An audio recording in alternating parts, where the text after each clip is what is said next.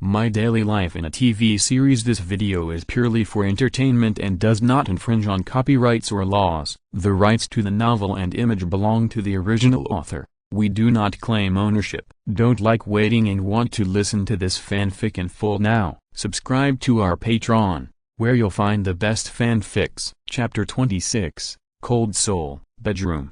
Do you really believe in the multiverse theory? I believe it without a doubt. It is the most beautiful interpretation of quantum mechanics. So, do you really think there are infinite parallel universes? Stephen Hawking believes it, so I believe it too. If there are really infinite parallel universes, then I think this theory is equally stupid in all parallel universes. Peggy was playing chess while guiding little Sheldon to chat. Seeing that little Sheldon was choked by her words and closed his eyes and took a deep breath, she smiled and changed the subject. It's so fun to play with you. I can't talk about these topics with other kids at school. What about you? Little Sheldon endured it and nodded. No, Juno. Adam, _ do you ever wish you were like everyone else? Peggy asked. Little Sheldon raised his eyes and thought for a while, then shook his head and said, not at all, haha. Me too. Peggy smiled again, glancing at Adam and Juno. I enjoy the feeling of being smarter than others. Little Sheldon stared at Peggy in a daze, and suddenly had a good impression of her. Compared to Adam and the others, Peggy and he were the same kind of people, and nodded. Me too. Most of the previous hostility dissipated, and a smile appeared on his face unconsciously, responding to Peggy's smile, until, checkmate. Peggy laughed. You lose. Haha, it seems that I am the smartest one. Huh? Little Sheldon was stunned. This was not worse than the bickering between the two when they first met in the university classroom. Although Peggy made him speechless that time, it was mainly because he went to a public high school, while Peggy went to a private high school. The inequality of resources meant that he could not access a lot of knowledge for the time being. You know, the United States attaches great importance to intellectual property protection.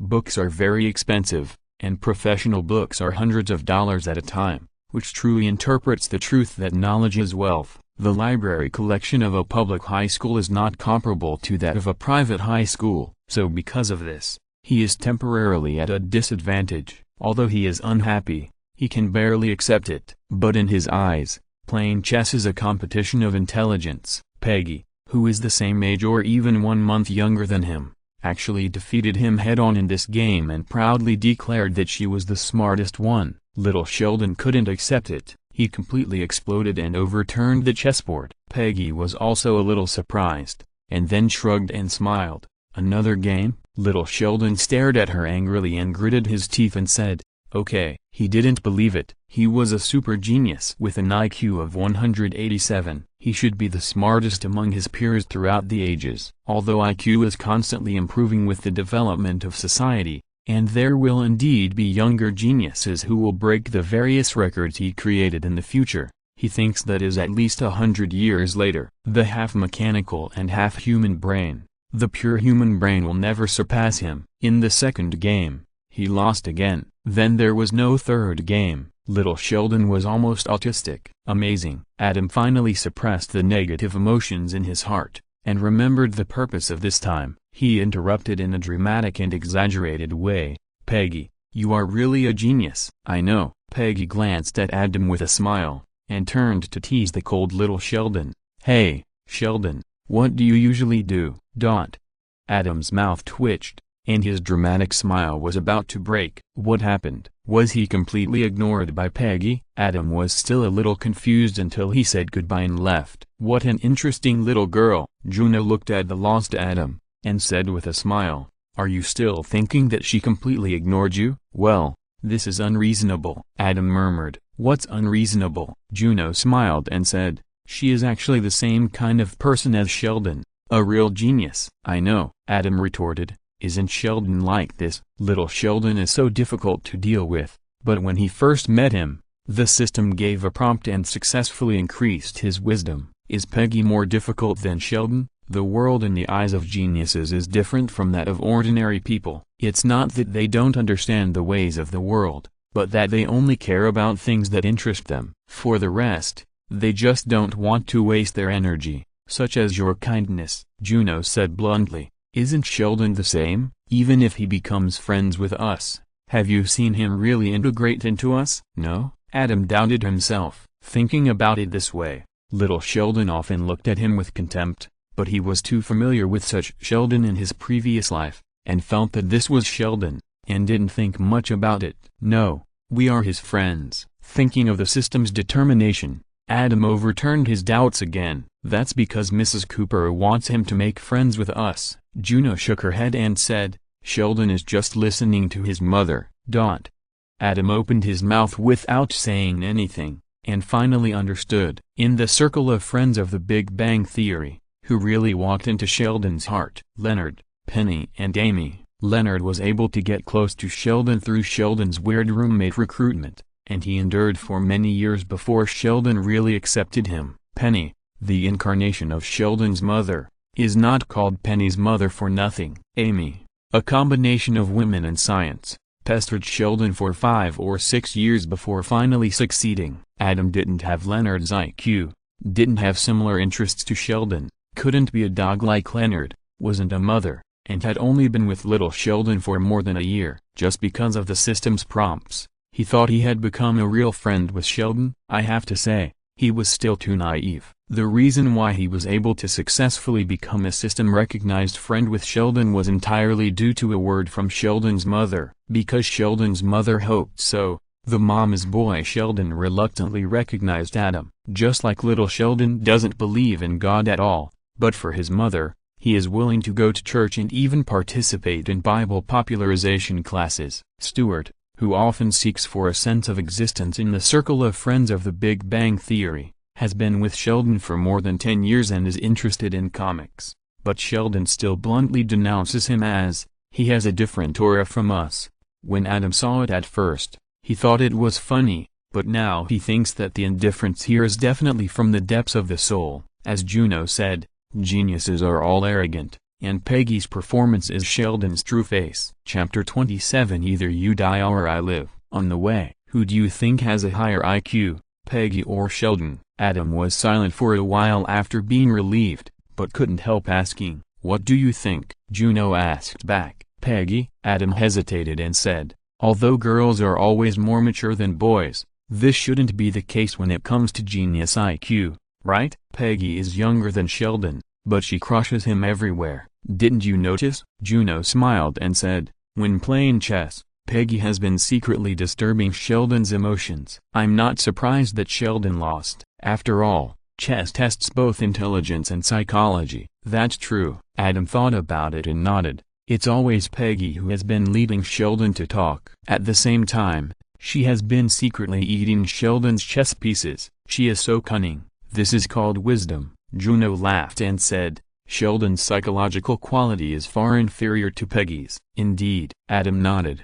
"So you think Peggy is not smarter than Sheldon, but just has stronger psychological quality?" "Of course not." Juno shook her head and said, "Psychological quality is also a kind of wisdom, no matter from which aspect. Peggy is better than Sheldon. Maybe there will be another Marie Curie in the future. She may not be able to grow up." Adam complained, "Sheldon's world does not allow peers who are smarter than him. Think about Dr. King, who came from the Northern Universe in the future. Because he broke Sheldon's records at a young age, Sheldon was so excited that he almost gave up his scientific research career. Although he later cheered up with the help of Leonard and others, Sheldon still couldn't continue his research on string theory, so he wanted to work with Leonard and others as a second choice. Super genius is not a joke after all." Although Sheldon has never paid attention to Leonard's work, once he comes into contact with them, no matter whether it is experimental physics, astrophysics, or mechanical design, any idea makes Leonard and others feel ashamed. In order to prevent Sheldon from continuing to undermine their confidence, Leonard and the other two decided to help Sheldon return to his research field, the string theory research of theoretical physics. So they had to pull out the thorn of Dr. King in Sheldon's heart. During the discussion, they all thought about kidnapping and murder, but of course they finally decided to use the honey trap that works well for most scientists. Dr. King, who had just smuggled in at the age of 15, really couldn't stand it and fell. From then on, He hung out with his girlfriend every day and was completely no threat to Sheldon. When Sheldon and his three friends saw the decadent Dr. King in the park, Leonard and his three friends felt ashamed because they had ruined the life of a super genius. But Sheldon complained bitterly, "It's what he deserves." Who made him so weak? Leonard and his three friends were speechless. For Sheldon, if he had to choose between beauty and science, Sheldon would choose science without hesitation, because Sheldon had no sexual orientation at that time. According to Leonard's speculation, if Sheldon's species does not become extinct in the future, the most likely way of inheritance is spore division. One day in the future, Sheldon will eat too much Thai food and will split into two Sheldons. If such a Sheldon meets the grown-up Peggy, it will be either you or me. In the original time and space, this situation did not occur because Peggy's parents were going to divorce soon, and Peggy had psychological problems, and she has since fallen into a problem girl. Hey, thinking of this, Adam was shocked. What a good opportunity. Peggy is too cold and scary now. She completely ignores Adam, making it impossible for Adam to get close to her and gain wisdom points. But once Peggy becomes a problem girl, although she looks cold, her soul will definitely be warmer. Adam can definitely get close to her as long as he treats the symptoms. He doesn't need to be good friends,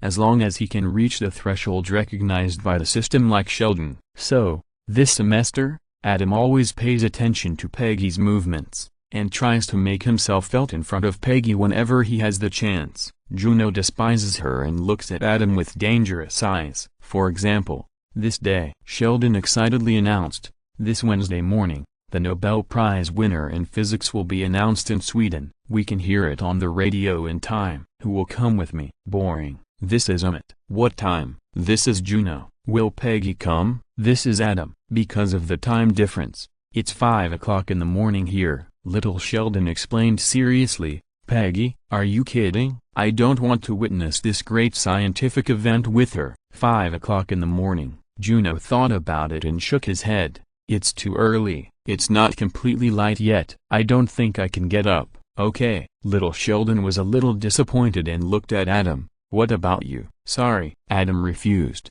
"Emmett and Juno are not coming. If you don't invite Peggy, it means it's just you and me. There are too few people. It's better to listen at home by yourself." "Okay." Little Sheldon frowned and said proudly, "If you don't come, someone will come." "I doubt it." Adam teased. "Why don't you invite Peggy, and we will all come. There will be more atmosphere when there are more people." "No, thank you." Little Sheldon was obviously very concerned about Peggy's crushing him, and shook his head without hesitation. Afterwards, Adam and the others heard Little Sheldon's method, and they really heard it. Little Sheldon broadcasted directly on the campus radio station: "I want to invite all of you to my garage to witness scientific history together at 5 in the morning. Snacks and drinks will be provided. Everyone is welcome to come." "Oh, God." Emmett slapped his forehead and complained, "Sheldon doesn't really think that everyone will go like this. This is already a great improvement."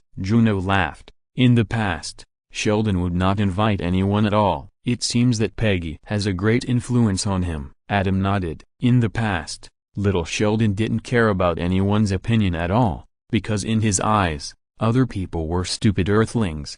But the appearance of Peggy, although it made him jealous and angry, also made him face it. "They are the same kind," Peggy said. "Children who lack social interaction usually become weird and unsociable." Attached source, Psychology Magazine, February 1988. It was reasonable and made little Sheldon worried immediately. Later, he had more and more social activities, such as running for the president of the student union and serving as the director of the weekly radio station. Now he invited everyone to witness the birth of scientific history with him. This was simply unimaginable before Peggy appeared. If you're listening to this novel on a channel other than Fanfic World, it means they downloaded and uploaded it without effort. We cordially invite you to visit our channel, Mundo Fanfic Novelist. There you'll find the original version of this story and you can explore many other novels of various genres. We are waiting for you to immerse yourself in a world of incredible novels. Chapter 28. Not Alone. Wednesday, 4 o'clock in the morning. It's still dark. "I hate you,"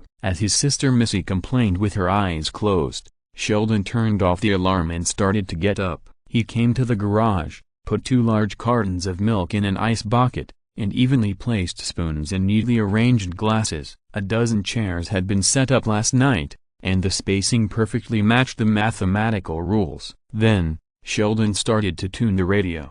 When he heard the introduction of the Swedish Nobel Prize preparations, he smiled happily, then sat on his throne, facing the garage door, quietly waiting for the classmates who heard his broadcast to come. But until 4:50, no one came, and Sheldon's mood instantly fell to the bottom. At this time, Mary, the only mother who truly loved Sheldon, walked in wearing pajamas. "I don't think anyone will come," Sheldon whispered. "Oh, baby." Mary was distressed and comforted him. "Mom is here." "I know." Little Sheldon's mood did not improve. "You are my mother. You are here." At this time, the sound of the awards ceremony officially started came from the radio. "Do you want me to stay?" Mary asked. "No."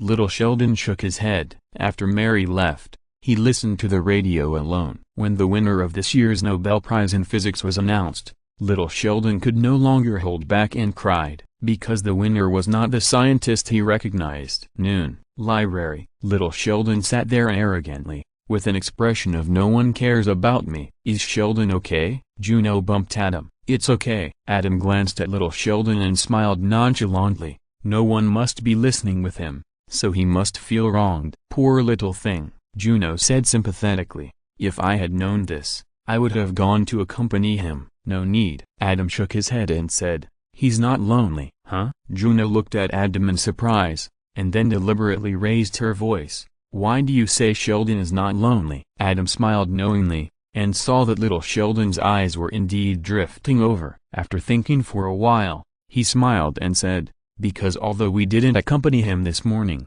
there are definitely people accompanying him all over the world. Maybe it's a nerd with glasses, maybe it's a Game Boy sitting on a potato chair and typing frantically, or maybe it's a common person on the other side of the ocean, with dozens of servants standing beside him to accompany him to study. As long as they are there, Sheldon will never be lonely." In addition to them, at 5 o'clock this morning, in a corner of the world, maybe there is a silly and innocent person sleeping soundly, maybe there is a little cutie who is sleeping obediently, or maybe there is a future female scientist who secretly reads the romantic story of the prince and princess with a flashlight to avoid her mother. There are too many maybes. Maybe they seem to have nothing to do with Sheldon now, but once a miracle happens, they and them will surround Sheldon and endure Sheldon's weirdness day after day. It's not that they are stupid, but they are his friends and they love him. So, Sheldon will not be lonely. No one responded to Adam.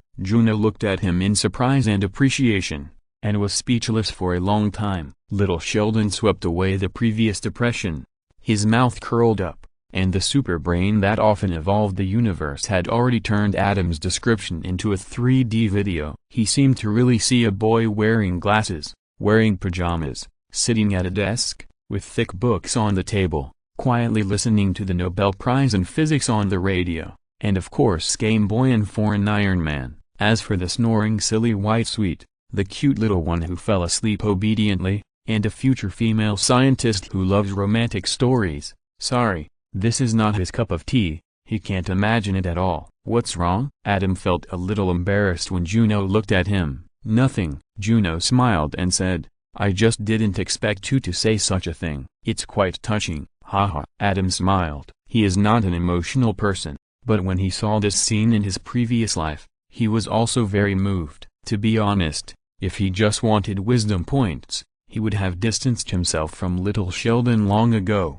After all, this guy is really a naughty child, who always gives him contemptuous eyes and straightforward words that make people want to fight. Juno's 2-month summer vacation has confirmed one thing, that is, even if they don't meet, it does not affect the daily provision of wisdom points. The reason why Adam still plays with little Sheldon is completely influenced by his previous life. The 7 members of the Big Bang Theory, especially Sheldon, are really his old friends. Jushiran once said, when you stare into the abyss is also staring at you. After watching it dozens of times for more than 10 years, who dares to say that Sheldon's life is not a part of Adam's life? Time flies when you are idle. Suddenly, another year has passed.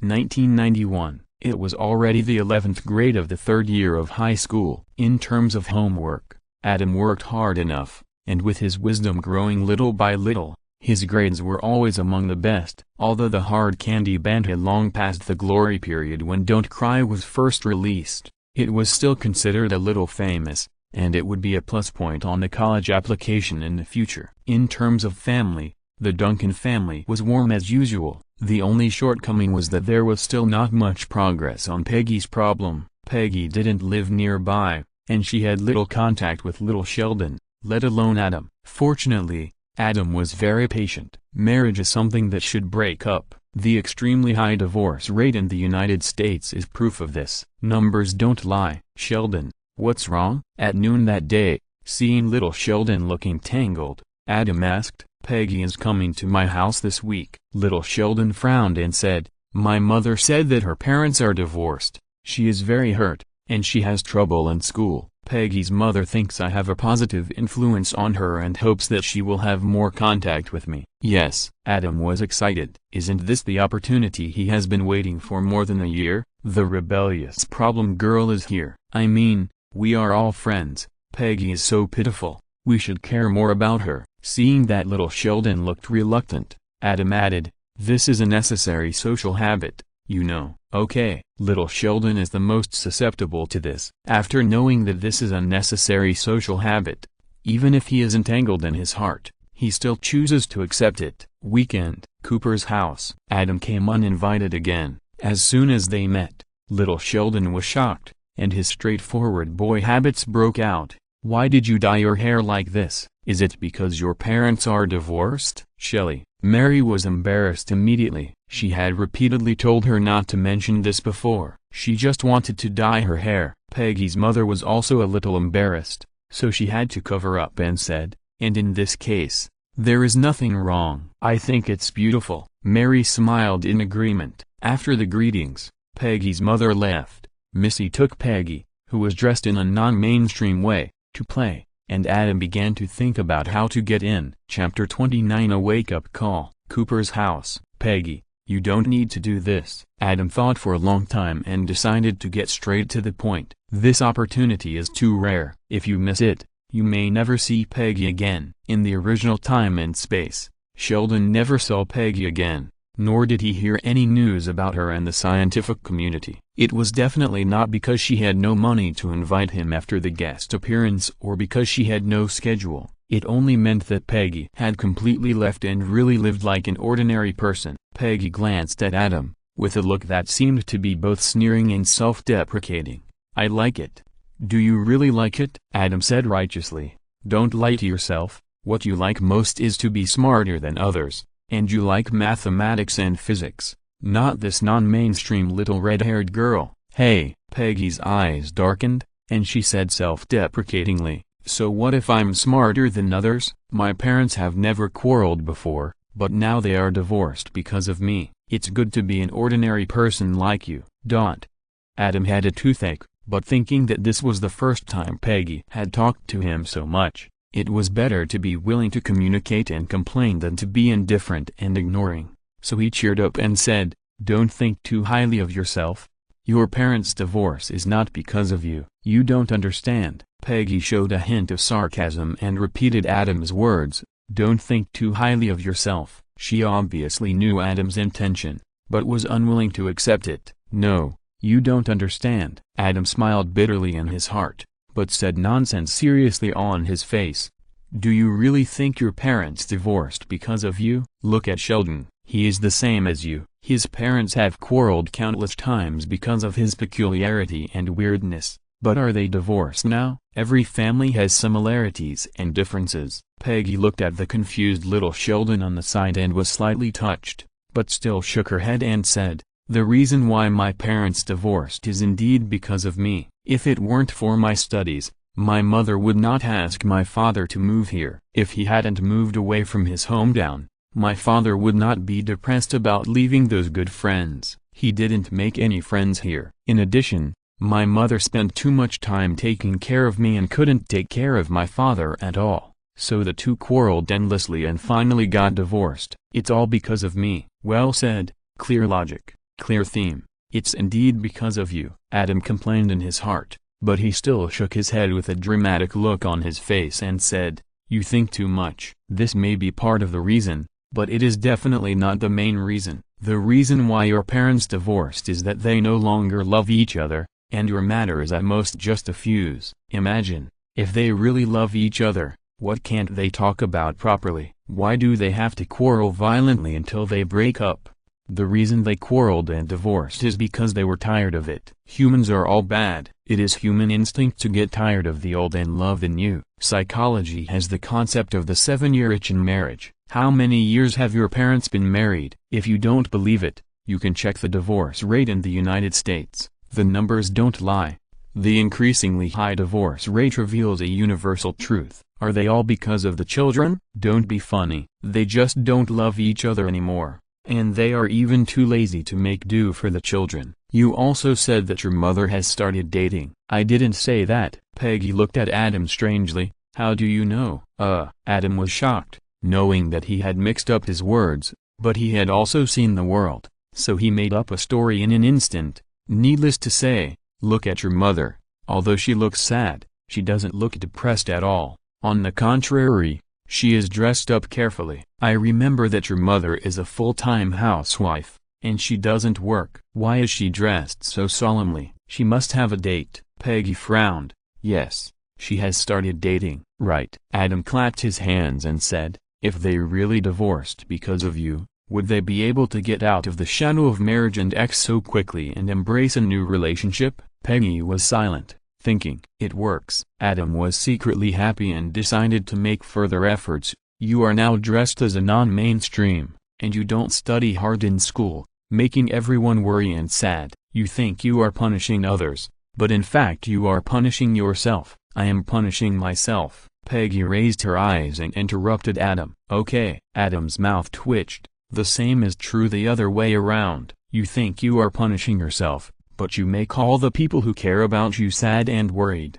Do you really want to do this? Peggy was silent again for a long time before she raised her eyes. Her eyes were full of tears at this moment. I live in 2 houses now, back and forth. My grandmother said a lot of nasty things about my dad. I know I didn't perform well in school and made everyone worried and sad, but it's really hard for me to focus on studying now. Those things that were important to me before are no longer important. You're lonely. Adam knew that success or failure depended on this move. He took a deep breath, added a soft light effect to his expression, and said softly, what you need is friends. Friends. Peggy subconsciously looked at little Sheldon, who was confused the whole time.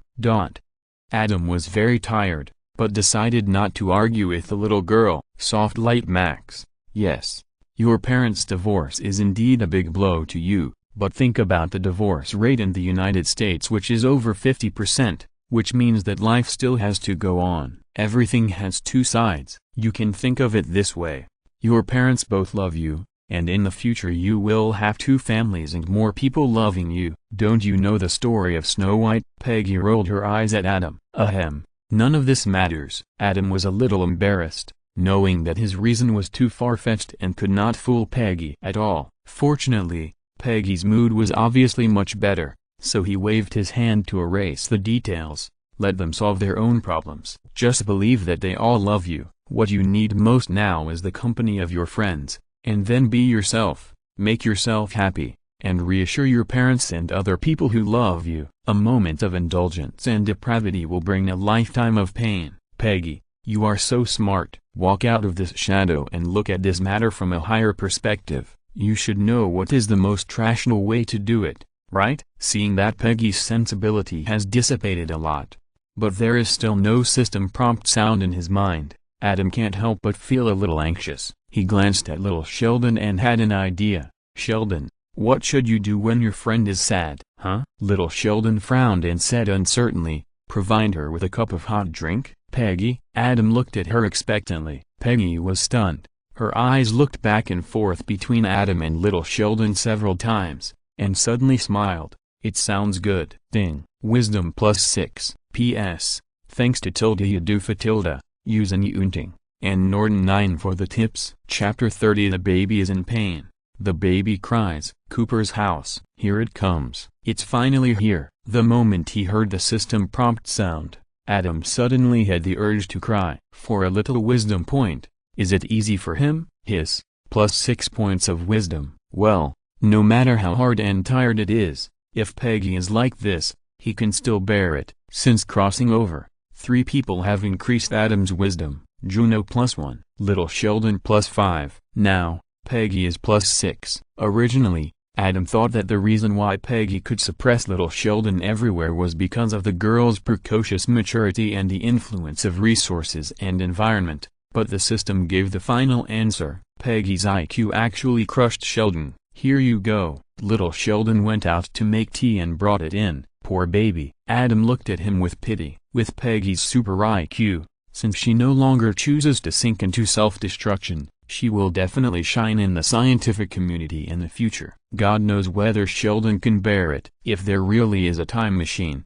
Adam believes that Sheldon will definitely choose to take it and then transform into a Terminator, and come to half an hour ago, either killing Peggy or Adam. Scientists are indeed a great group that can promote the progress of human society, but what is great is their scientific contribution, not their personal moral character. In fact, many scientists have problems with their personal morality. For example, Edison, who is known as the king of invention. The real situation is that most of his inventions were invented by others, and he used various means to get these inventions, and finally became his inventions. Of course, most scientists are unwilling to admit that Edison is a scientist. Compared with those scientific inventions, Edison is more like a businessman. For example, when Sheldon and Amy got married in the future, inspiration burst out and came up with a supersymmetry theory. Later, other scientists confirmed the correctness of this theory, and Sheldon and Amy also won the Nobel Prize in Physics for this. But in the process, their honor was almost taken away by the 2 scientists who knew nothing and were lucky enough to verify it. If Sheldon was not the protagonist, the Big Bang Theory was a comedy and was facing an end. The real situation should be what Sheldon and others worried about. The theory is theirs, but the honor was taken away by others. Sheldon is obviously not a generous person, and the future events of Dr. King are enough to prove this. But who knows, maybe Peggy can grow up to be someone who completely suppresses Sheldon, making Sheldon admire or fear her. For example, a bohemian female astrophysicist who likes to play multiplayer role-playing games. Another example is a poisonous female experimental physicist who is disgusted by playing bohemian multiplayer role-playing games. Well, if you want to suppress a super baby like Sheldon, you have to be a bohemian female scientist who believes that it is better to share happiness with others than to enjoy it alone. Peggy's future is really exciting. Your smile is so obscene. Peggy looked at Adam with a squint. Adam came back to his senses and smiled awkwardly. Sheldon, which university are you going to? Adam successfully eliminated most of Peggy's little girl's sensibility, and the rationality and indifference of the super genius were online again. University? Little Sheldon tilted his head and thought for a moment. I really like the physics major at Caltech. It's one of the best in the world.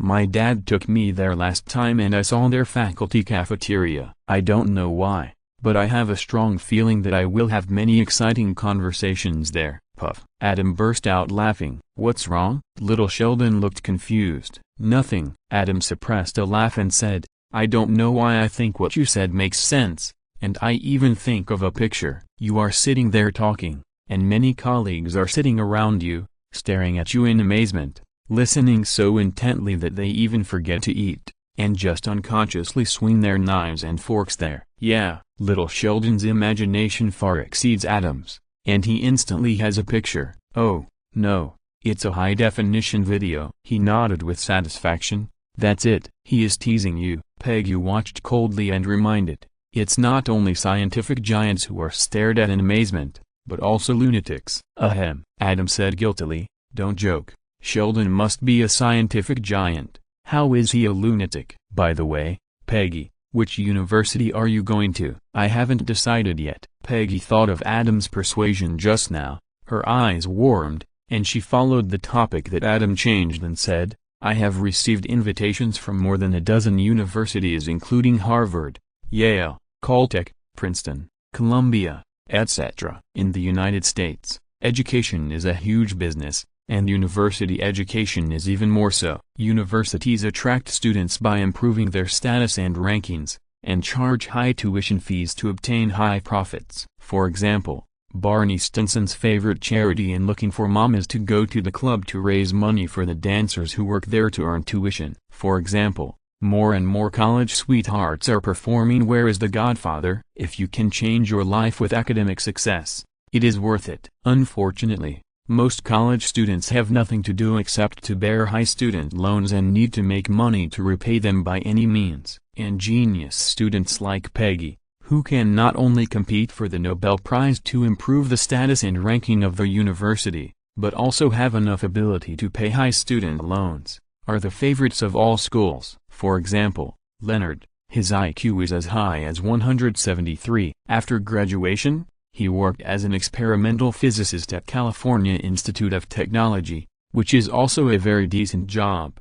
However, he has not paid off his loans after working for more than 10 years. At that time, he was almost 40 years old and half of his life was invested. It is conceivable how profitable top universities are. For the sake of profit, how can they not grab it? What? Little Sheldon was surprised. Have you received an invitation now? Yes. Peggy nodded and smiled. Going to college is a two-way choice. For geniuses like us, any top university will rush to invite us. Haven't you received an invitation yet? No. Little Sheldon's face changed, the corners of his mouth twitched slightly, and he was almost crying with grievance. If the various conversations and chess games before were compared without standards, then the early invitation from the university now is Peggy's complete crushing of him under the official standards. How could the arrogant little Sheldon bear it? Don't cry, Adam hurriedly said. Maybe those top universities have also sent you invitations, but you don't know yet. Why? Little Sheldon looked at Adam with tears in his eyes. Adam suddenly had a headache. This was because Sheldon's mother Mary was reluctant to let her young son leave. If he pointed it out, he would inevitably be stared at by Mary's big eyes. You can ask your mother directly, Peggy reminded. Mom. Little Sheldon's sharp voice instantly resounded throughout the Cooper family. P.S. Thank you. Use any unding for the reward. If you have a book list, please add it. Chapter 31 Touching Texas Person of the Year. County High School. Adam followed Sheldon with a DV camera and knocked on the principal's office. What's the matter again, Sheldon? The principal looked up and got a headache when he saw Sheldon. Then he noticed Adam and the DV camera and frowned. What are you doing? Hello, principal, Sheldon said seriously. We are shooting a video to persuade my mother to agree that I should go to college now. We need your support and the teacher's support. Okay, no problem. When the principal heard this, he smiled and said without waiting for Sheldon to finish, we promise to cooperate. We are telling the DV camera that we support you going to college now, right? Seeing Sheldon nod, the principal couldn't wait to say, then let's get started. Sheldon frowned, a little surprised at how easy the principal was to talk to, but he didn't care about the change in the principal's attitude at all, and turned his head to look at Adam. You can start. Adam made an okay gesture. It's rare to see a student like Sheldon in a century. The principal was also an experienced person, so he spoke freely in this kind of interview. After he leaves, our school will no longer be the same, but I know he will achieve great success, and I am honored to have made some contribution. At this point, he gave the kindest smile. Very good. Now it's Mr. Given's turn. Little Sheldon was very satisfied with the principal's flattery. He raised his head slightly, with a reserved pride on his face, and turned to leave the principal's office. Do you want me to tell them to cooperate? The principal said enthusiastically. I don't think so. Adam put away the DV camera and complained. I believe all teachers, like you, the principal, love Sheldon. Haha. The principal smiled immediately and looked at Adam with admiration. Your name is Adam, right? You are very talented. I am optimistic about you, as expected. When all the teachers heard that little Sheldon was filming this video in order to leave here to go to college, they actively cooperated. Science teacher. He's ready. Autumn. No, he can go now. Please stop. Cooper director called a halt and looked at Adam uncertainly. Is he being sarcastic? Why does it feel inferior to the principal's? No, he is expressing his true feelings, Adam said seriously. Okay. Little Sheldon actually couldn't tell what was sarcasm, and nodded when he heard Adam say that. Mr. Givens, restrain yourself. Adam winked at the excited bald teacher. Okay.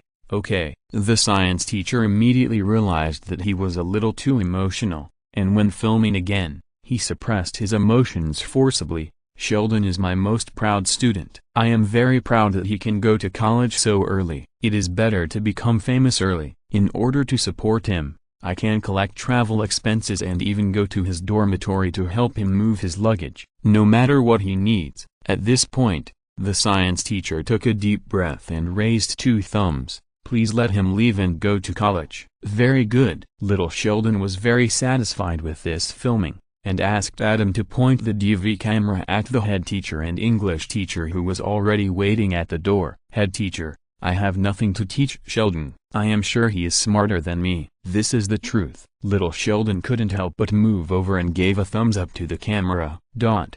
Seeing that the head teacher's smile was almost gone, Adam quickly ended the filming and found the math teacher again. The math teacher was a plump African-American lady who said quite emotionally, to be honest, teaching Sheldon is the most difficult task I have ever done. I'm not saying that because he's difficult. Okay, Auntie, can you be more sincere? But because he's very smart, in order to teach him, I have to study every night. I will miss him. Seeing Adam gesture his eyes at her, the math teacher remembered the saying eyes are windows to the soul. She didn't dare to look directly at the camera, but lowered her eyes with an expression of deep emotion. Pull the camera and give her a close-up. Little Sheldon was satisfied again. The math teacher was afraid to move, and simply closed her eyes, imagining some beautiful things, with a sincere and emotional smile on her face. Very good. Adam put away the DV and gave a thumbs up. The math teacher knew that she didn't have to pretend anymore. Let's go find Dr. John Sturgis. It was time for the final highlight. Whether it is the principal or the teachers of various subjects, their support is just a bonus, and they can't impress Sheldon's mother Mary at all, because since Sheldon went to high school, these teachers and the principal have been persuading Sheldon to transfer schools every other day, and their support is really not very convincing. The one who can really impress Mary is Dr. John Sturgis. First of all, Dr. Sturgis has been Sheldon's college preparatory tutor for the past year. Secondly, Dr. Sturgis is the ex-boyfriend of Sheldon's grandmother and is also very caring towards Sheldon. In fact, because of their similar IQ and habits, the two get along better than Sheldon and his family, of course, except for Mary, the good mother who only mothers are good in the world. Thirdly, the University of Texas at Austin where Dr. Sturgis works is located in Austin, although it is a bit far from here. After all, Mary is not out of state, so she can still take care of her baby. After Adam finished filming Dr. John Sturgis, he refused Sheldon's request to go see Mary. He didn't want to face Mary, who was tangled and hesitant, because her eyes were too big, and it was really intimidating when she stared at people. Cooper's house. Sheldon told the story and played the video to Mary. Hello, Mary. After Dr. John Sturgis appeared, Mary was really moved. I know this is a very difficult decision for you. I can't tell you how to raise your children because I don't have any children, but what I can tell you is that I have been in the scientific community for so many years, and I have never seen a genius like Sheldon. He is extraordinary. If you let him come here to study, I promise we will take good care of him. Although Dr. Sturgis didn't understand the ways of the world, he remembered this deeply since his ex-girlfriend Sheldon's grandmother specifically reminded him not to mention Peggy but to praise Sheldon more. He learned and applied it flexibly. This time, he didn't even mention Peggy, which made Sheldon very satisfied. Sheldon Cooper, ready to go to college, ready to change the world. The video ends with a classic voiceover, but the only flaw is that little Sheldon is too straightforward, because he added, if this can't convince her, then I really don't know what's wrong with her. Mary, this is indeed her son. P.S. Thank you for the tip from the stubborn Mr. Snail. If you have a book list, please help add it to the list. If it is not effective, it will be removed. Now it seems that the effect is really average, and it is urgently needed to add the book list. Chapter 32 Treasure Girl, Cooper's House. My baby is going to college. Mary choked up. Yes, George, Sheldon's father, was also full of emotion. Who did you and the four-eyed frog have a baby with? Is he the four-eyed frog from before? At night, when Sheldon's grandmother heard the news, she leaned close to her daughter Mary's ear and said jokingly, "You can tell me secretly, Mom." Mary could only glare at her with a reproachful look. Okay, Sheldon's grandmother raised her hand and shrugged. I've lived to such an old age and thought I've seen everything, but an 11-year-old elementary school student goes to college? This is the first time. There is not even a college student in our family. George's math is probably taught by the physical education teacher. Suddenly a genius like Shelley appears. You can't blame me for thinking too much, right?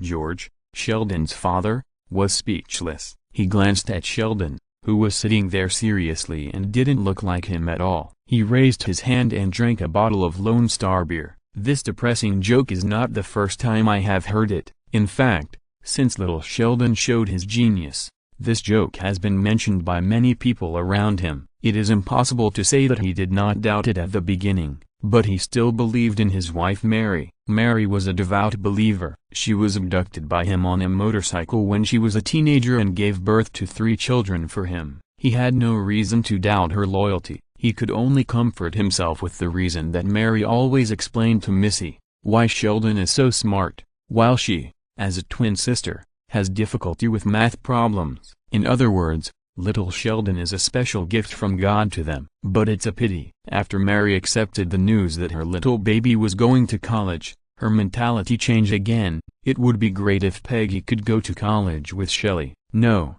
thank you. Little Sheldon recalled the scene of taking classes with Peggy and shook his head repeatedly. What's the name of the school she is going to? George said casually. He is a football coach, and he only knows a little about top schools. Princeton University. Mary rolled her eyes at him. It's one of the top 10 universities in the world, much better than the University of Texas at Austin. Yes. Little Sheldon nodded and said, Einstein taught there, but Princeton's best is mathematics, and Caltech's physics is the best in the world. It's a pity that I can't go there. Princeton is the first choice for time travelers. A certain demon Luke Zuba and a certain black technology Luke Zuba have both gone there to show off. Shelley. Mary looked at little Sheldon apologetically. Both Princeton University and Caltech have invited little Sheldon, but she can't go to New Jersey to settle down and accompany her like Peggy's mother did, so she can only let little Sheldon go to a first-class university. Although the University of Texas at Austin is also a good school, it is ranked in the top 100 in the world all year round and is one of the public Ivy League schools. But everyone knows that public universities are not as good as private universities, and pirated Ivy League schools are not as good as genuine Ivy League schools. In the future, Sheldon will despise Howard's alma mater, MIT, and even Leonard's alma mater, Princeton. Howard and Leonard do not use school rankings to refute, not because Sheldon's alma mater, the University of Texas at Austin, is better than MIT and Princeton. It's because Sheldon is about the same age as them, but he went to college at the age of 11, when Leonard and his colleagues were working. He was already a senior who had worked for 3 or 4 years. At that time, he had B.S., Bachelor of Science, Ms., Master of Science, M.A., Master of Arts, Ph.D., Doctor of Philosophy, and Sc.D., Doctor of Science, which made people shout, "Oh,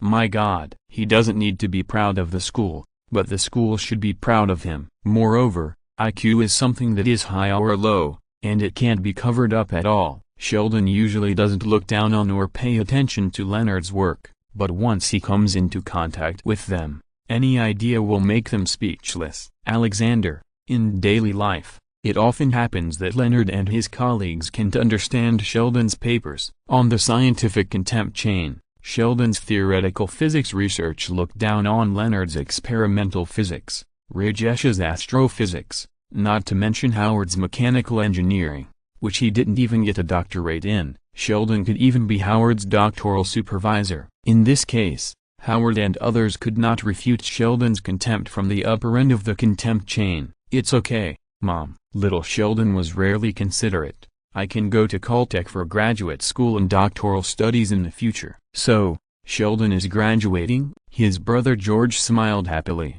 Who are you going to invite to your graduation prom, Mom? Little George. Mary glared at him fiercely. Why do you have to invite a female companion? Little Sheldon frowned and said, I don't need one at all. Every male student graduating from high school has to invite a female companion. Little George chuckled and said, those who don't invite one will be laughed at and called playboys. That's for you ordinary people. Little Sheldon said seriously, I'm different from you.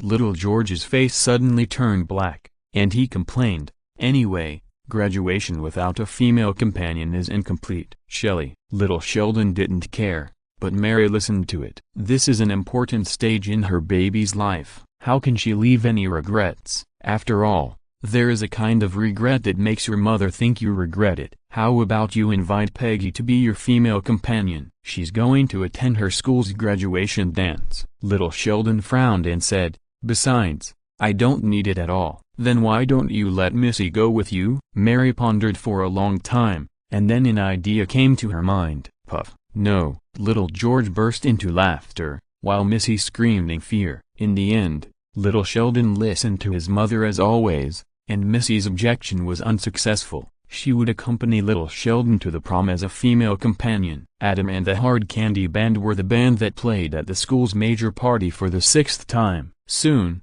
it was the day of the graduation ceremony. On this day, 2 new families moved into the town. Karen, come with me.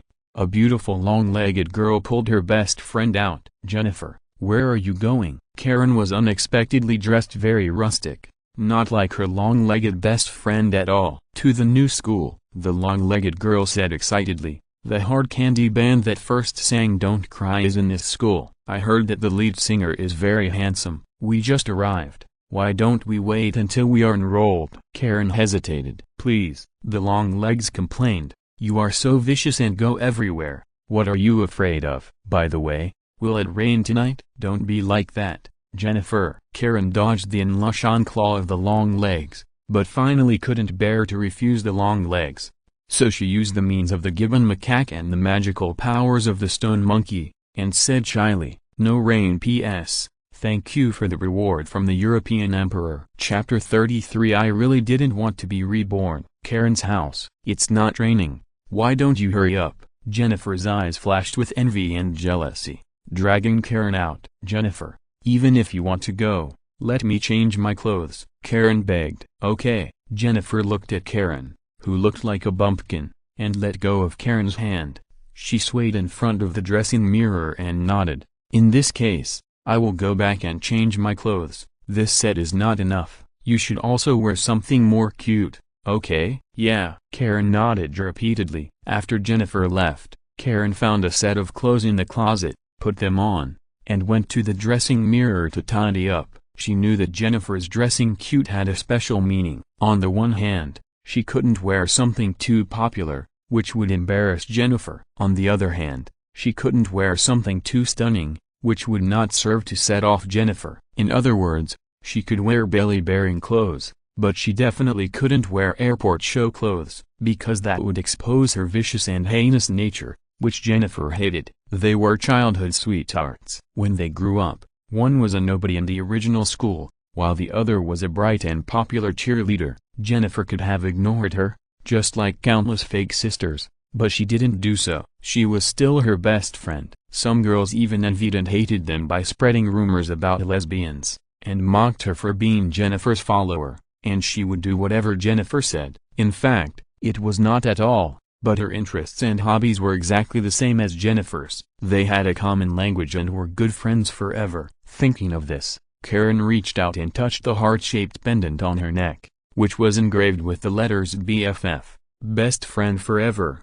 How could Karen let down such a best friend? She's here. Just as Karen was looking at the mirror with melancholy, she was suddenly startled and hurried downstairs. Sure enough, Jennifer, who changed into a new set of clothes and became more gorgeous, just opened the door of her house. This is another proof that they are always best friends. She can sense Jennifer, just as magically as she can use the magical power of Ling Ming Stone Monkey through the means of Tong Bai Ape Monkey to accurately predict the weather. Jennifer always said with a smile that she could become a weather forecast girl in the future and would definitely be popular all over the world. Well, not bad. Jennifer looked at Karen carefully, and saw that the other party's dress met her requirements, and nodded with satisfaction. Let's go. Well, Karen smiled happily and followed quickly. Cooper's house. George, come quickly. What? Look at our baby. How handsome. Little Sheldon's mother Mary exclaimed exaggeratedly. This is my son.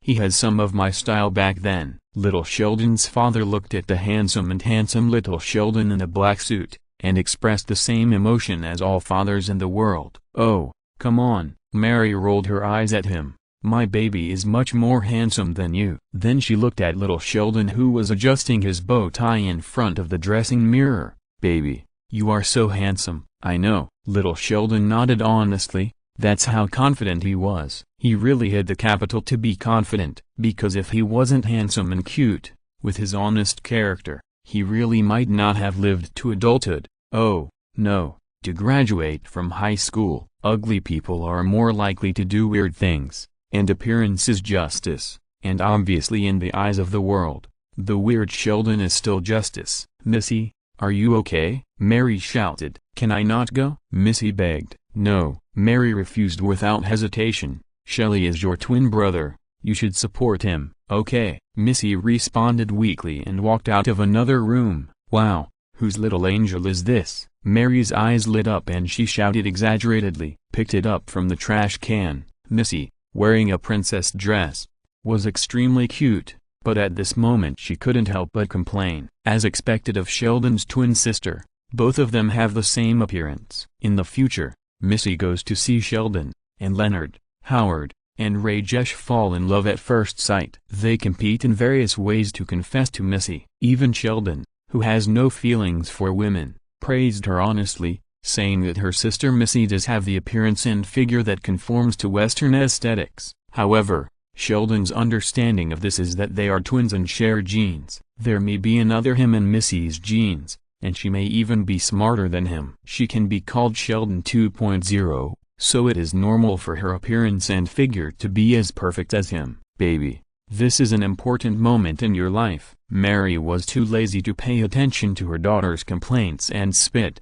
squatting down and saying to little Sheldon, in the future, when someone asks you if you have been to the prom, you can say that you have been there and danced with your female companion. I would rather not have this kind of experience that is a bit disordered in ethics. Little Sheldon spit sharply. Okay, it's almost time, we can go. George couldn't listen anymore, so he interrupted the conversation. He drove little George, and Mary drove little Sheldon, Missy and their grandmother to school. County High School. The prom for the 1991 graduates was being held. Hi, can we go in? Of course. Jennifer winked at the party waiter and easily mixed in with Karen. Look, that's Adam Duncan, the lead singer of the Hard Candy Band. Jennifer took Karen around and looked at Adam getting ready on the stage with shining eyes. Is he salty? Not bad, Karen replied perfunctorily. In Jennifer's context, salty means handsome. What do you think of that drummer? Jennifer hugged Karen and pointed at Emmett and said, he suits you well. He's African American,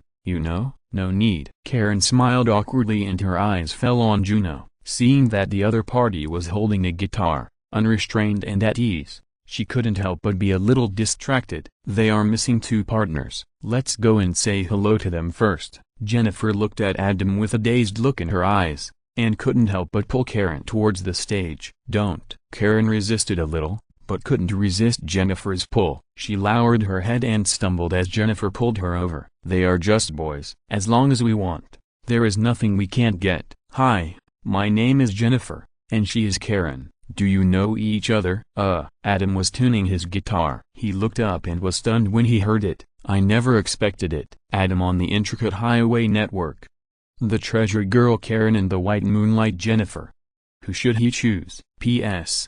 Thanks to reading influences memory and Jusai for the reward. Chapter 34 Devil Adam. Graduation Party. Hi. Adam's eyes fell more on Karen. Adam had seen the two faces of Jennifer and Karen in his previous life, Both were the types that Adam admired. However, compared with the hot-dressed Jennifer, Karen, who wore glasses and dressed plainly and slightly rustic, attracted Adam more. Juno said, "First-class men play with their legs, second-class men seek good fortune and avoid danger, and third-class men look at their faces." Adam asked himself if he was not third-class, but he did not deliberately pursue first-class. He was just an ordinary second-class man.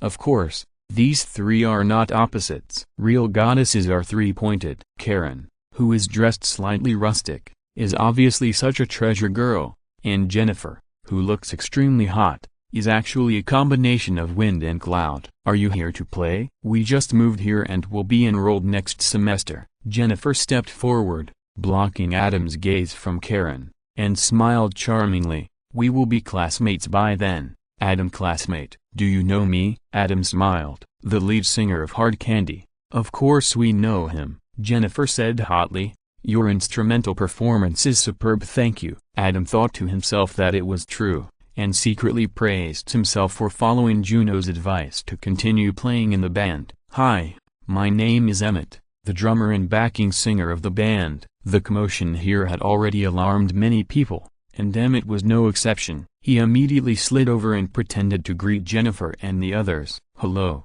Jennifer glanced at him and hugged Karen behind her.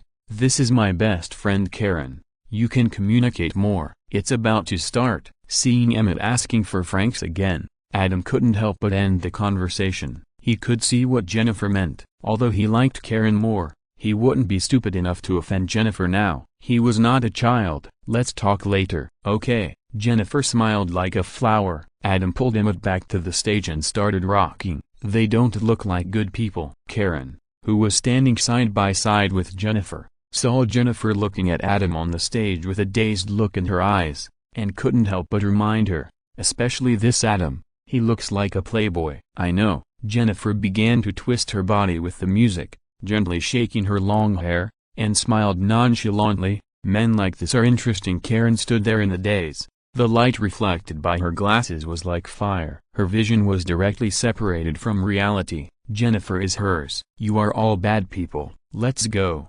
Let's go to the bathroom." Karen suddenly pulled Jennifer to the bathroom. WTF? Jennifer was confused, but at this moment, Karen was contrary to her usual weakness. She was so strong that Jennifer couldn't resist and directly pulled Jennifer to the bathroom. "I know where to get out." Karen kicked open the window of the bathroom, shrank and crawled out, calling Jennifer as she crawled. "You're crazy. You're completely crazy," Jennifer yelled, and left the bathroom, leaving Karen in a daze again. At the party, in the center, little Sheldon and Missy were dancing, and everyone was watching and cheering. Compared to little Sheldon's stiffness and helplessness, Missy began to like this feeling, and finally let go of little Sheldon, and learned the dance on TV, twisting her body to her heart's content. She even regretted not wearing that angel dress. "Because she is an angel." The song ended. "Great." Jennifer moved to the edge of the stage and winked at Adam. "Thank you." Adam motioned Emmett to press the recorded song and take a break, then smiled at Jennifer. "By the way, where's Karen?" Jennifer's face froze for a moment, and she forced a smile. "She doesn't like this kind of occasion." Then she leaned close to Adam and whispered, "She's a 10,000-year-old Purian, and she's a little crazy." "You wouldn't like a girl like that, would you?" In the United States, Old Purian and Old Purian are both despised, because that means you have no charm. On the contrary, having a good skill after hundreds of battles is something to be proud of. "Oh, this is a best friend." "Nervous?" Adam's heart sunk, but he grasped the key. "Yes." Jennifer got excited. "She has always had some problems, and just now she directly pulled me to the bathroom, and then wanted me to escape from the bathroom window with her." "Can you imagine?" "Are you kidding?" Adam shook his head, looking at Jennifer with a strange look. "Is this the legendary upgraded version of fire prevention, theft prevention and best friend prevention? Backhand stabbing the best friend a few times just in case. What do you think?" Jennifer stared at Adam straight, her eyes not dodging his. "No way." Adam was startled, and then he remembered that this was the United States with simple folk customs and abundant talents. His ex-girlfriends, Magical Amy and Juno, had both appeared, and it was possible that another psychopath would appear. In addition, Jennifer said that Karen was a pure yin. Adam pondered for a long time. Although it was a pity, he still decided to give up Karen. He was not a scumbag after all. His principle was not to play with feelings. Karen was indeed a treasure girl, but she was too simple. Regardless of whether Jennifer's words about Karen being a psychopath were true or false, he could only give up. Jushiren said, "A scumbag is matched with a scumbag." Adam said, Ksitagarbha Bodhisattva made a great vow of I will not become a Buddha until hell is empty. Adam is not talented, but he is willing to follow the example of the sages and use this stinky skin to save all the scumbags around him. He will not get married if there are no more scumbags. Am I not as good as Karen? Jennifer said dissatisfiedly. Of course not. Adam sighed in his heart, cut off the thought of Karen, and refocused his attention on Jennifer. With his eyesight, he saw through Jennifer at a glance. There is no doubt that this is a bad girl. Can you repair a car? Adam couldn't help his curiosity. Repair a car? Jennifer was surprised. I know a little. What for? The United States is a country on wheels. Travel depends on driving, and the car can't be repaired at a repair shop as soon as it breaks down. That is neither convenient nor cost-effective. Therefore, car owners, regardless of gender, have more or less some car repair skills. Many garages for big guys to start businesses are in this situation. The most common structure of single-family buildings in rural areas of the United States. Usually, when parking, if the car has a minor problem, it will be repaired directly in the garage. Haha, great. Adam gave a thumbs up and praised sincerely. You can't? Jennifer smiled and said, next time you have something, you can call me and I will help you fix it. It's a deal. Adam was overjoyed, thinking whether he would knock over his father Bob's pickup truck later. The two chatted and laughed, and had a very good chat. In the distance, Karen stared at this side blankly, with darkness in her eyes. Adam's smile was so hideous and evil, like a devil. On the stage, Juno sat quietly in a corner like an audience, frowning. P.S. Book Friends Group 992,138,848. Character prototypes and pictures will be posted in it. Interested book friends can add it. Ps. This book is about urban daily life. There is no extraordinary power. Some characters are fusion types. Interested can add QQ Book Friends Group 992,138,848, which contains character prototypes and pictures. If you're listening to this novel on a channel other than Fanfic World, it means they downloaded and uploaded it without effort. We cordially invite you to visit our channel, Mundo Fanfic Novelist. There you'll find the original version of this story and you can explore many other novels of various genres. We're waiting for you to immerse yourself in a world of incredible novels. Chapter 35, Knife in Hand, Kill Deng. The next day, and when I get that feeling I want sexual healing, oh baby makes me feel so fine, helps to relieve my mind. When Emmett and Juno came to Duncan's house, they heard Adam humming a song there. Wow, it seems that someone is in an unusually good mood. Emmett was jealous again. Haha. Adam pointed to the corner of his mouth. Sorry, I really can't control the arc of my mouth corner. This is not like you. Emmett was surprised. Was it so great last night? No, Adam smiled. It's just that the mood came suddenly. By the way, have you seen Transformers? Are you talking about that cartoon, the robot that can transform? Emmett said with a strange look. This can make a romantic wanderer like you unable to control the arc of your mouth corner. I seem to have discovered something amazing. In 1984, Hasbro and Island Company cooperated to launch the American version of the Transformers cartoon. Once launched, it became a huge success. Later, the Transformers animated film was launched, which was popular all over the world. No, Adam said seriously, I just didn't expect. Jennifer also likes Transformers, and because of this she fell in love with machinery. OMG, her level of car repair is incredible. Emmett was confused and looked at Juno. Do you understand what he said? What's so difficult to understand? Juno smiled and said, he has been talking about cars from beginning to end. You are African and you like music. Don't you understand this song by the legendary black singer Marvin Gaye? Don't focus on the surface. Look through the phenomenon to see the essence.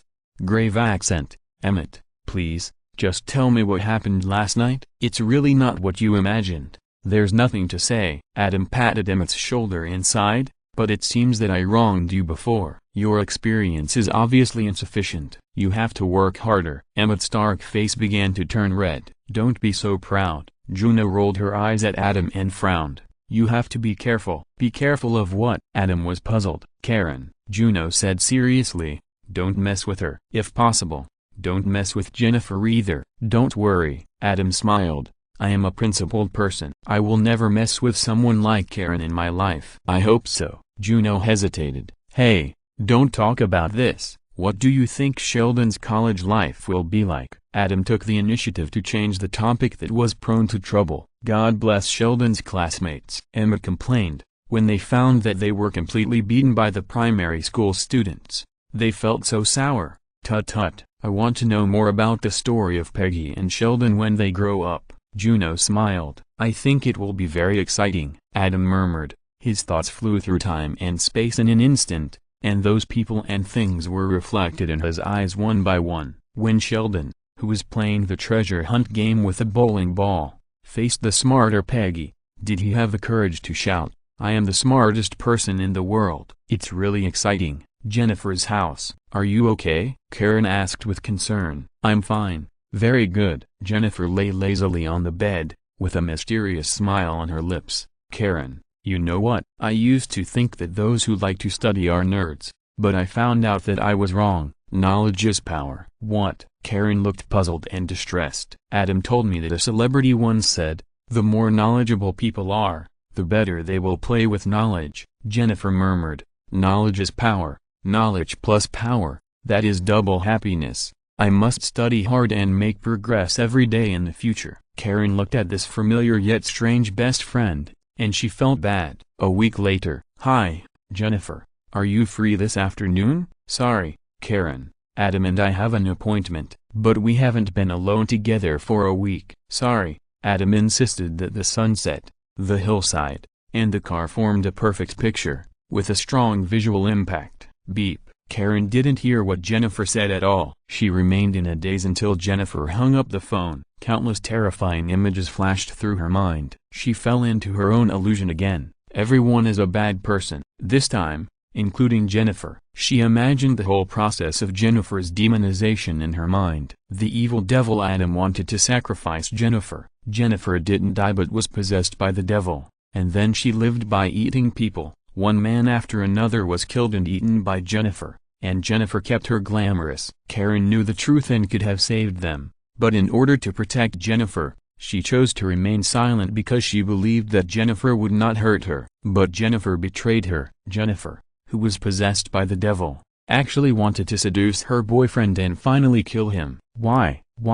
Jennifer should know how much she loves this boyfriend whose name she doesn't know, but Jennifer still chooses to do this. And Karen can't stand it anymore. This time she chose to save her nameless boyfriend and stop Jennifer, the devil. Unfortunately, it was too late. When she arrived, the nameless boyfriend was bleeding profusely and eventually died in her arms. From childhood to adulthood, she had always protected Jennifer. For example, when Jennifer's hand was cut, she would lick Jennifer's wound and disinfect Jennifer. When she grew up, even though she was extremely vicious and guilty, she gave up those beautiful clothes to set off Jennifer's long legs. In daily life, she completely let Jennifer make the decision. Even when they pushed and shoved, she always let Jennifer win. Even when Jennifer turned into a devil and ate people, she did not report Jennifer. But Jennifer hurt her deeply. She must stop Jennifer and Adam, these devils, even if it costs everything. Thinking of this,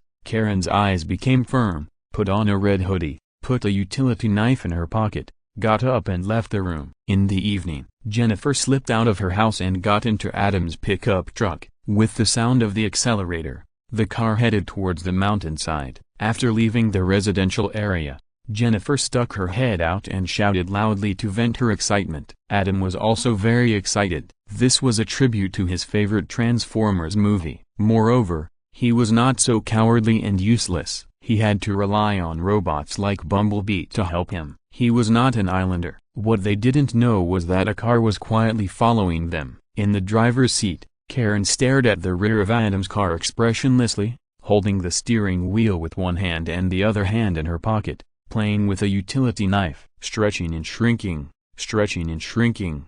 The blade pierced Karen's pocket, but Karen didn't feel anything. In her eyes, there were only two devils, Adam and Jennifer. The sun set, and the sky was full of red clouds. In Karen's eyes, the red was so weird and terrifying. Following Adam and Jennifer to the mountainside, watching their shadows overlap in the sunset, thinking of the harm done to her by the devils Jennifer and Adam, she hid in the bushes, took out a box cutter, and walked towards the two silently. She wanted to stop the devils from hurting others. At this moment, a warm hand grasped her hand. She looked up and saw a girl standing beside her under the glow of the sunset, who looked like the incarnation of the Virgin Mary. She smiled at her gently and said, "It's not worth it." The haze in Karen's heart that was polluted by the devils Jennifer and Adam instantly dissipated under the infinite light around the girl, and the box cutter in her hand fell to the ground. P.S. Thank you for the reward from Rest. He. Chapter 36.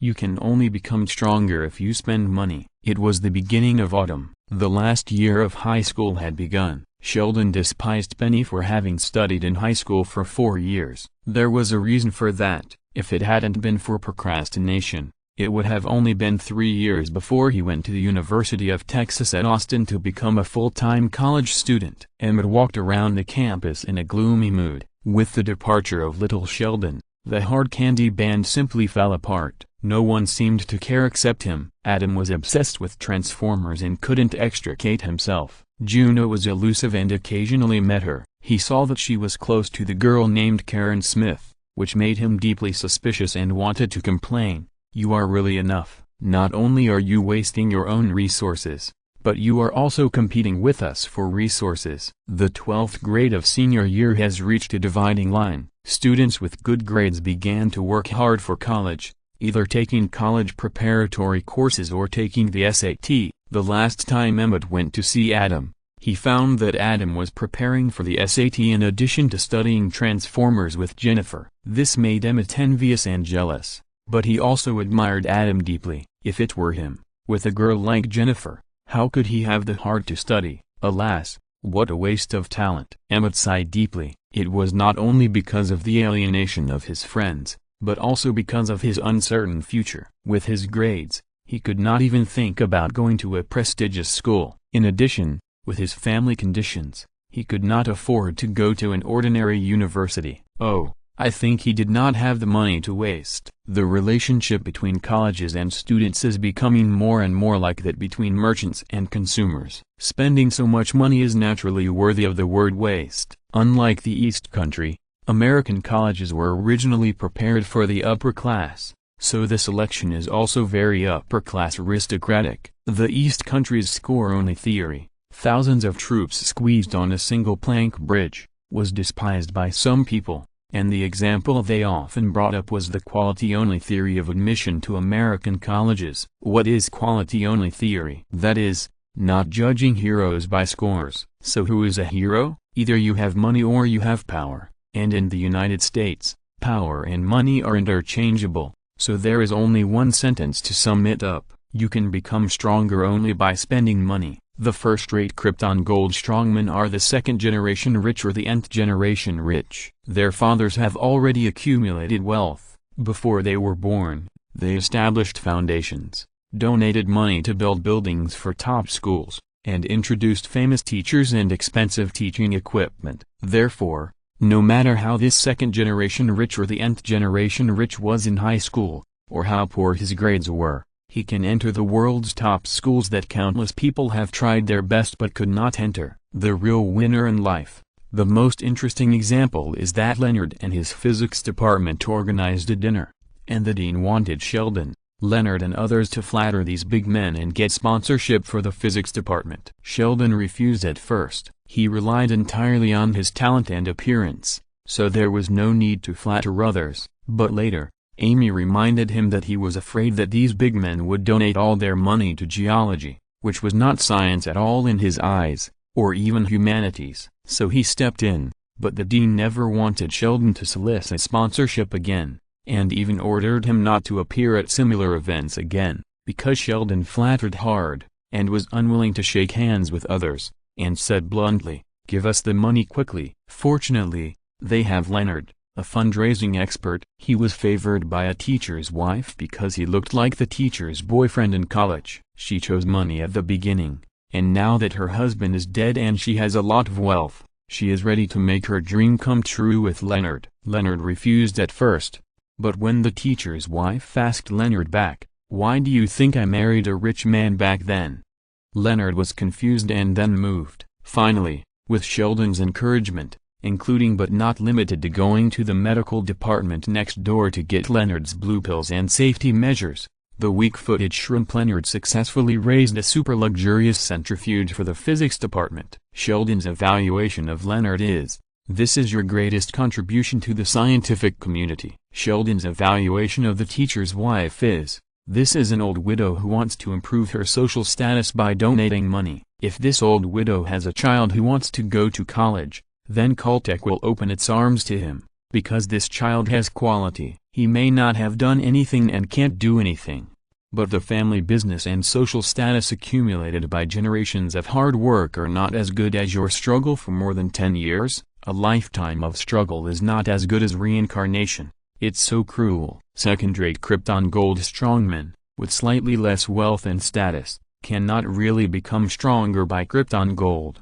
That is, directly spend money to smash the door of a prestigious school. They will spend hundreds of thousands of such small money to donate to prestigious schools and become members of the donation committee of the prestigious school. When their children apply for the university, they will be given priority admission by the admissions office of the school. Third-rate Krypton gold strongmen, with even less wealth and social status, are reluctant to spend even hundreds of thousands. They will spend even less money to let their children attend college preparatory courses, honors courses, and participate in various niche sports that represent quality, such as equestrianism, golf, etc. These niche sports that are recognized as representing quality have no conditions to offer courses in public high schools. Even if they are offered, most students don't even have the money to buy equipment. After 3 consecutive quality tests, most of the students from prestigious schools have gone,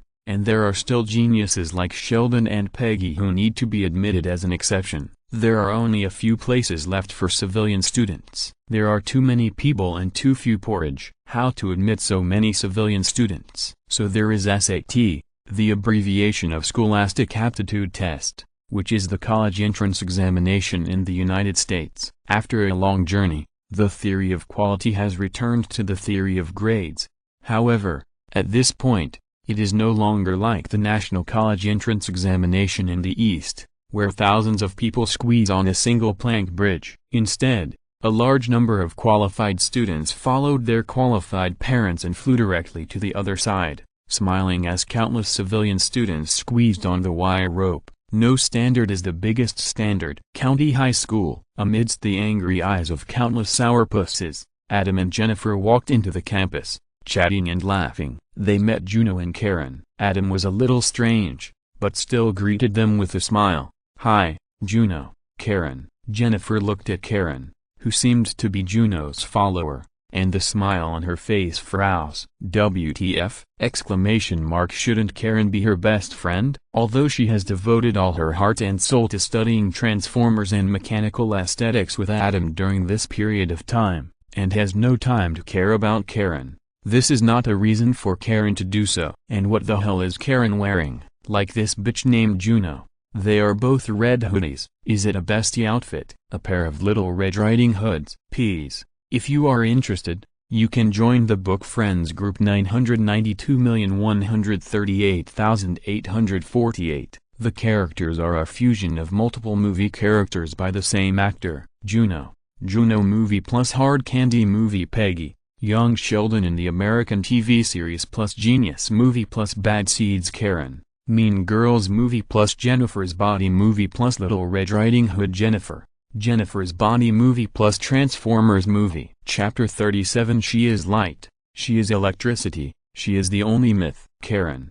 we need to talk. Jennifer suppressed her anger, feeling that she was seriously violated. Karen did not answer, but just looked at Juno, looking very dependent, which made Jennifer even more angry. "Go ahead." Juno pulled Karen's hand and said gently, "Talk it over." "Okay." Karen responded obediently and followed the angry Jennifer to a corner of the school to talk. "What's going on? You and Karen?" Adam was stunned. Juno was not tall and had a thin figure, while Karen had a typical perfect curve. When the two stood together, Karen should have been more eye-catching, but in reality it was Juno. In addition, both of them were wearing red hoodies, which gave people a strong sense of visual contrast and absurdity. "Thanks to you, I finally made a best friend." Juno looked at Adam meaningfully. "You're welcome." Adam was confused and thought she was referring to him hooking up with Jennifer. He asked curiously, "But how did you do it?" In his eyes, Juno has never been a person who is good at making friends,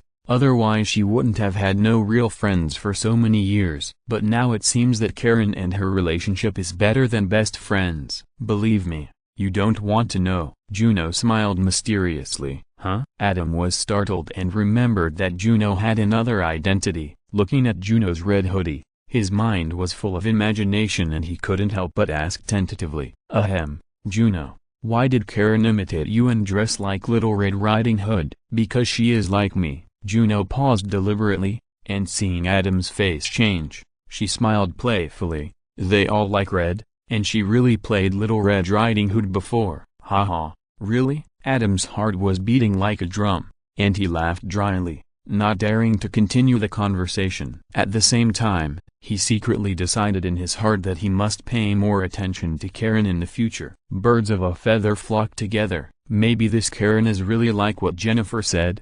She is mentally ill. Damn it, why does he always encounter such things? First it was Magical Amy, then Juno, and now there is another Karen. God knows who he will meet in the future. Over there, Jennifer stared at Karen and gritted her teeth and said, Why? Karen asked in confusion. "You and Juno," Jennifer said angrily. "I thought we were the best of friends." "I thought so before," Karen said softly, "but you ignored me for a week, and now you come to question me after more than a month. This is not the way best friends get along." Jennifer paused. She was so absorbed in discussing Transformers and mechanical aesthetics with Adam that she really ignored Karen. However, no matter what happened from childhood to adulthood, Karen always gave in to her. Although she was wrong, she could not allow Karen to treat her like this. "What's your attitude? How could you do this to me? Have you forgotten who took you out to play and protected you when others laughed at you? It was me." "You've gone too far." Jennifer was furious, and Karen was just watching quietly. A month ago, when she was holding a knife and preparing to kill the two demons Adam and Jennifer, it was Juno who appeared in front of her. After more than a month of getting along, Karen had only one thought in her mind. Juno is her light, her electricity, and her only myth. The conversation ended unhappily. Looking at Karen with cold eyes, Jennifer was furious, but she had no choice but to find Adam to complain. Adam was still frightened, so he didn't dare to care about Juno and Karen's affairs, but just perfunctorily.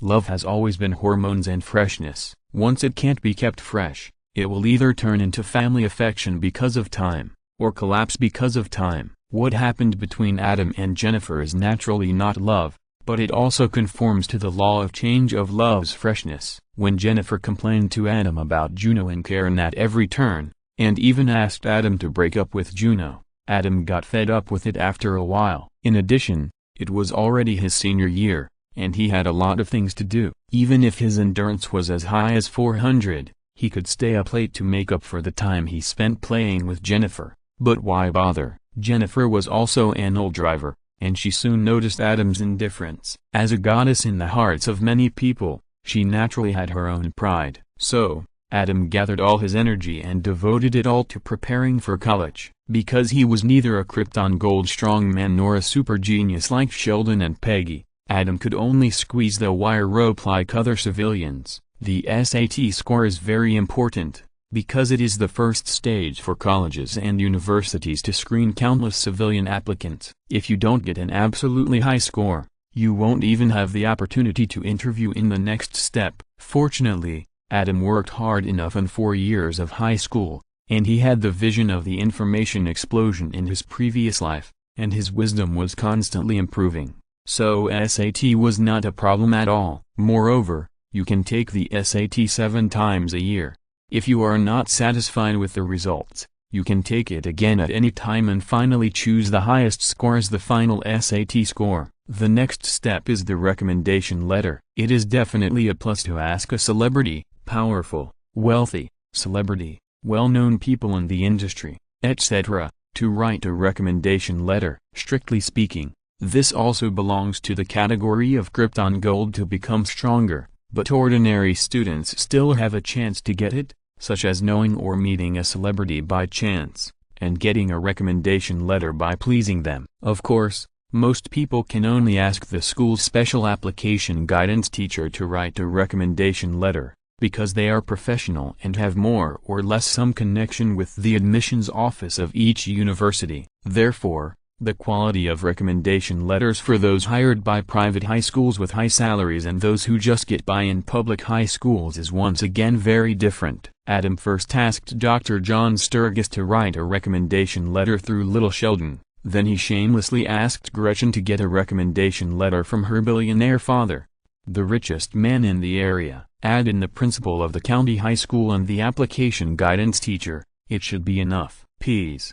Thank you for the big reward from the snake tail. Another interpretation of Jennifer's body is that it is the fantasy of a mentally ill person. There is no devil at all. The real devil is herself. She killed her best friend. Chapter 38 High School Inventory. Time flies. Graduation is coming soon. Adam took the SAT and successfully got a high score. Then he got the recommendation letter and finally started the formal college application. The application system for colleges in the United States is a two-way selection system, and there is no limit on the number of schools a student can apply to. Therefore, casting a wide net and catching more fish is the basic operation. Adam's first college application was sent to Harvard University. Harvard University, a private research university, is one of the Ivy League schools in the United States. It is always ranked in the top 3 in the World Comprehensive Ranking. Harvard Medical School is ranked first in the world for many years and is a holy place for medical students. Adam plans to work as a doctor in the future and hopes to grow into a top surgeon in the shortest time. Harvard Medical School is naturally the best choice. There is no undergraduate medical program in American universities.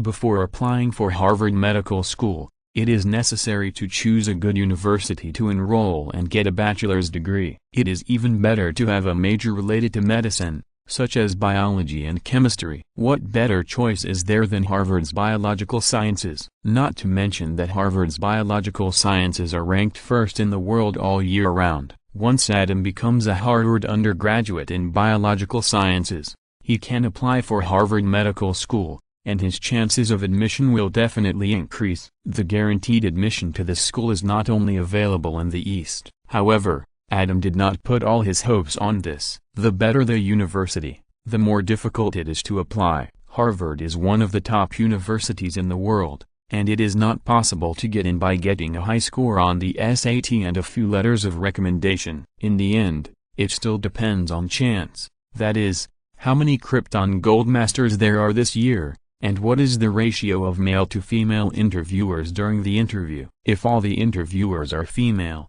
then it's okay. Adam's second university application was sent to Columbia University. Like Harvard University, this is also one of the Ivy League schools in the United States. It is always ranked in the top 20 in the world. The reason why Adam put it in the second place is that it is located in Manhattan, New York, and is the center of the American TV multiverse. Classic American TV series such as Friends, How I Met Your Mother, Two Broke Girls, and Sex and the City all took place there, which has obvious benefits for improving Adam's various attributes. Adam sent his third college application to the University of Texas at Austin. This university is a public university and is only ranked in the top 100 in the world, so it is considered as an insurance for Adam. Because Dr. John Sturgis is a physics professor at this university, his recommendation letter to Adam is very important in this school. Of course, Adam didn't want to go to this university. First, the school is not famous enough, and second, little Sheldon is studying at this university, and he doesn't want to be Sheldon's babysitter. In addition to these three universities, Adam also applied to Cornell University, New York University, and University of Rochester in New York. That's right, they are all universities in New York, and the reason is the same as applying to Columbia University. After sending the application letter, it was a nervous wait. As expected, Harvard University, the first choice, was out of the question. Fortunately, Columbia University, the second choice, and several other universities gave him interview opportunities. Adam declined his father Bob's idea of driving him to New York, and drove Bob's pickup truck alone on the road. In many American movies and TV series, once a high school student gets his driver's license, his family will buy him a car, even if it's the cheapest second-hand car. Adam said that was all an illusion. He has had his driver's license for more than 2 years and is about to graduate from high school, but he hasn't even seen the shadow of a second-hand car. Every time he needs a car, he has to find his father Bob, and it depends on his mood. Heading east, the two places are about 2,600 kilometers apart. It takes about 26 hours to drive. Adam plans to spend 3 days, stopping and going, which is also the most popular road trip for high school graduates in the United States. I don't know whether it is a pity or a blessing that Juno passed the preliminary selection of Harvard University's biological sciences and got the interview qualification. Otherwise, the two of them could go to the interview together and take turns driving. With her, Adam will feel more secure when he drives to a fatal curve or sleeps in some inns or motels. That's right, Juno also chose biological sciences, and even the fishing net she used to cast a wide net and catch more fish was completely copied from Adam's. According to her, she had already said that she might become a doctor with Adam in the future. Thinking of this, compared to the sense of security that comes with traveling with Juno, it is far less fortunate to be out of sight and out of mind. Along the way, Adam's nerves were highly tense, fearing that he would encounter terrible accidents, and he made up his mind that if he found anything abnormal, he would leave as soon as possible, and never learn from those American teenagers who were so curious that they would commit suicide in all kinds of naked ways. His current strength and speed have not reached the level of superpowers, and he can't run rampant at all. If he is not careful, he will either become a part of a special animal or be made into a delicacy. By the way, what are his strength and speed attribute values? While driving, Adam began to take stock of his attribute panel. Wisdom, 138.25, normal 100, 120 excellent, 140 genius, 180 super genius. Initial value, 108. Juno's contribution, +1 + 0.005 times 365 times 4 equals 8.3. Little Sheldon's contribution, +5 + 0.005 times 365 times 4 equals 12.3. Peggy's contribution, +6 + 0.005 times 365 times 2 equals 9.65. There is only less than 2 points away from the genius 140. Adam has a hunch that once he breaks through the 140 boundary and becomes a true genius, his poor and embarrassing life will usher in a major turning point. For Adam, who has mild obsessive-compulsive disorder, this difference of less than 2 points is simply life-threatening. If he doesn't find a way to solve it as soon as possible, then relying on Juno, Little Sheldon, and Peggy, it will take another 117 days to break through this boundary, which is as long as a lifetime. Fortunately, it is not that there is no way to think about it. Adam suddenly had an idea and had an idea. He just had to wait until he went to Columbia University for an interview. After exhaling lightly, Adam continued to count other attributes. Strength, 180, normal 100, 200 strong, 500 super strong, 1000 not human. The strength attribute has not changed at all. If it weren't for the fact that the Duncan family and Emmett did contribute 100 points to him in the first year of crossing, he would really doubt whether his speculation on the increase of strength attribute value was correct. Endurance, 400, normal 100, 200 excellent, 500 is just a show, 1000 is not human. The endurance attribute is still so mysterious. It has inexplicably increased to 400. Perhaps he will be able to reach the level of Just Show soon. I don't know what's so unusual about the endurance of Just Show level. Speed 160, normal 100, 200 excellent, 500 is Just Show, 1000 is not human. The speed attribute is similar to the strength attribute. There is no increase, so there is nothing to say. Lifespan 35.06, died young. 80 is normal, 100 is excellent, 150 is just amazing, 200 is not human. Lifespan attribute. Because he decided to pursue a career as a great doctor, he needed to focus more on studying, and the good deeds he did before almost stopped, so the value did not change. In other words, if Adam did not make any changes, he would die young when he was 35 years and 21 days old. Chapter 39 The Gears of Destiny. New York, West Side. Excuse me, do you know where the Central Park Cafe is? Central Park Cafe? Yes, you know? Never heard of it. Adam's mouth twitched. It was daytime when he arrived, and his interview at Columbia University went very smoothly. At nightfall, he was in a good mood and began to walk around the center of the American TV multiverse, thinking of the Central Park Cafe where the protagonists and friends often hang out. He wanted to look for it. New York has 5 districts, and Manhattan is the most prosperous one. Columbia University is located here, which shows the luxury of Columbia University. The east side of New York is a commercial center with high-rise buildings and busy traffic, while the west side is more like a cultural center with multi-story buildings and a variety of cultures. It is a favorite of young people. If Adam remembered correctly, the scope of activities of the protagonists of Friends was in the west side of New York, more precisely Greenwich Village, next to Central Park. But after Adam came and asked many people, no one knew about Central Park Cafe. He didn't know whether Central Park Cafe was not famous,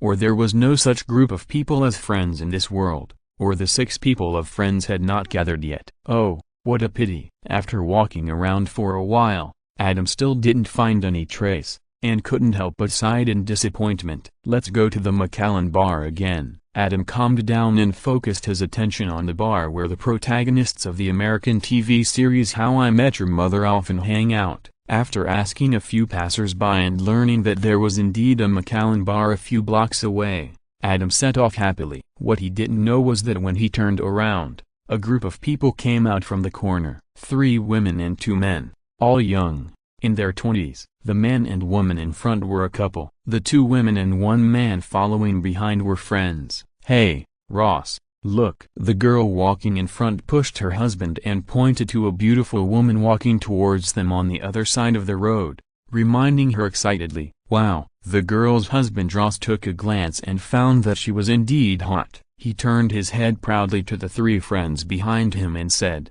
look, this is my good wife. Who can compare to her? Carol is so cool. A girl walking behind, who was Ross's sister, couldn't help but give a thumbs up when she saw this. Yeah, this should have been a trap. Another girl walking behind laughed and said, Chandler, you regret it now. If you had chased Carol in college, you would be the one being dragged by your wife to appreciate beautiful women. Isn't Chandler gay? Carol asked her husband Ross secretly in his ear. SHH. Ross raised his finger and made a gesture to silence. Carol immediately pursed her lips, fearing that Chandler would hear and hurt his self-esteem. Ross's mouth was almost grinning to the back of his ears. He and Chandler were college classmates. At first, they both liked Carol, but he secretly told Carol that Chandler was gay and his boyfriend was another classmate who liked Carol. He secretly killed 2 rivals in one fell swoop and successfully married Carol. This was the proudest thing in his life. Haha. Chandler laughed exaggeratedly. What's wrong? Seeing that he was in a bad mood, everyone asked with concern. It's Chip. Chandler frowned and said, he's going to move out. I may never find a roommate as congenial as him again. At this point, he looked sad and about to cry. Oh, the girl on his left, Ross's sister Monica, immediately hugged him and comforted him. Don't be sad. You will definitely find a better roommate, just like me and Phoebe. Phoebe, the girl on Chandler's right, rolled her eyes when she heard it. While talking and laughing, Several people pushed the door and walked into a bar. On the other side, Adam walked into the Macallan bar, looked around, and didn't find any familiar figures. He walked to the bar and asked the bartender, "Excuse me, do you know Barney Stinson?" "No." "What about Ed Mosby?" "No." "Lily and Matthew?" "No, sir." "Are you an adult?" Adam walked out of the Macallan bar unhappily. Although he was an adult, he was not yet 22 years old to drink in the bar. In addition, there were no protagonists from How I Met Your Mother here, so it was meaningless to stay any longer, so he just walked out. With the coquettishness of the two swordsmen, Barney Stinson and Ted Mosby, if they had appeared, they would definitely be known by the bartender. In this case, either they did not exist in this world, or they had not appeared here yet. In either case, Adam could only return disappointed. Walking on the street, a flyer was suddenly stuffed into Adam's hand, with two big words on it, "Suit up." "Put on a suit." Haha. Adam couldn't help laughing. He had a feeling that there should be those people in this world, but it was only 1992, and those people had not yet grown into the image he had in mind, so naturally they would not be waiting for him in the places they often hang out in the future. "See you later." After thinking this through, Adam suddenly became enlightened and no longer wanted to continue shopping. He returned to the hotel, prepared to have a good rest, and would look for a solution to the problem of wisdom points being stuck before 140 tomorrow. At the same time, a yellow-haired young man with a pigtail,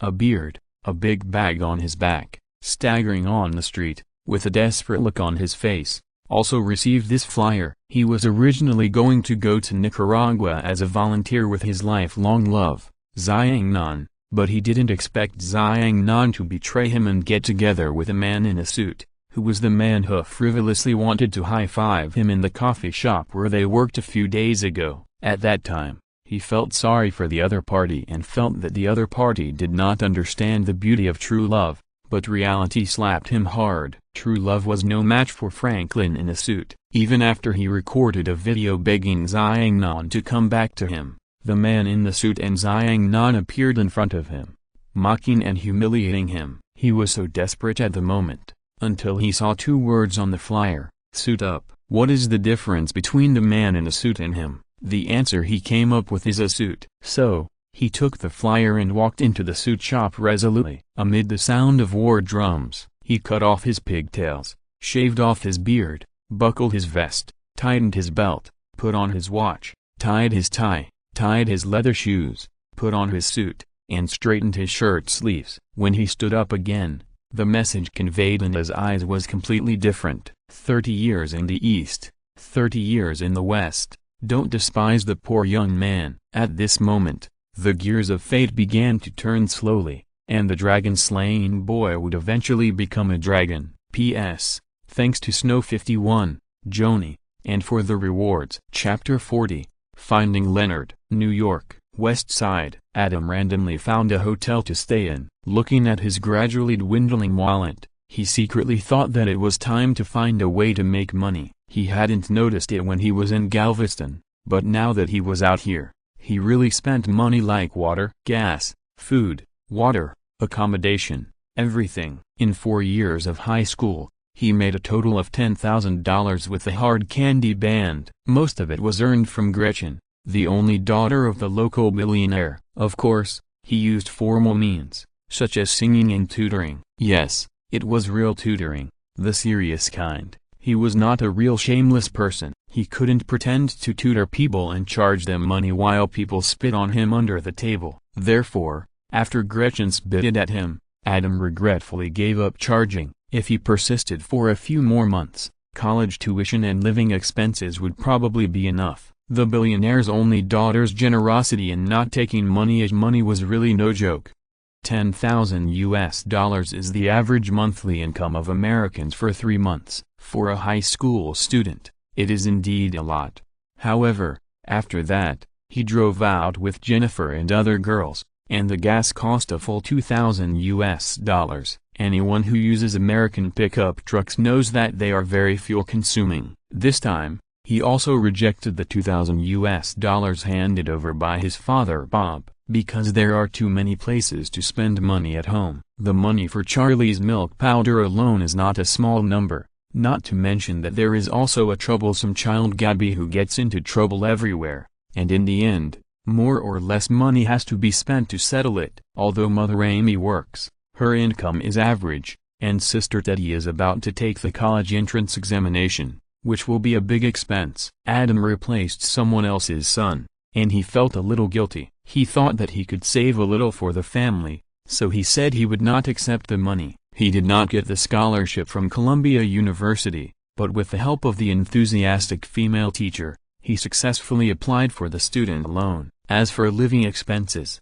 Adam felt that he could still earn it by himself. In a few months, he will live in this place where every inch of land is worth a lot of money. It is too miserable to have no money. The desire to make money is unprecedentedly high, but the most important thing for Adam now is to quickly increase his wisdom points and raise his wisdom points from 138.25 to more than 140 as soon as possible. And there is only one person who can help Adam achieve this quickly, Leonard Hofstadter. First of all, he must exist, because Sheldon exists. Secondly, he should be in New Jersey next to New York at this moment, and Adam can go there tomorrow. Thirdly, he is smart enough and friendly enough, and Adam can easily gain his friendship. Finally, Adam has no other choice except him. New York is indeed the center of the multiverse of American TV series, but there are not many characters in the plot that can help Adam gain wisdom points. The 6 members of Friends are almost all ordinary people. Ross,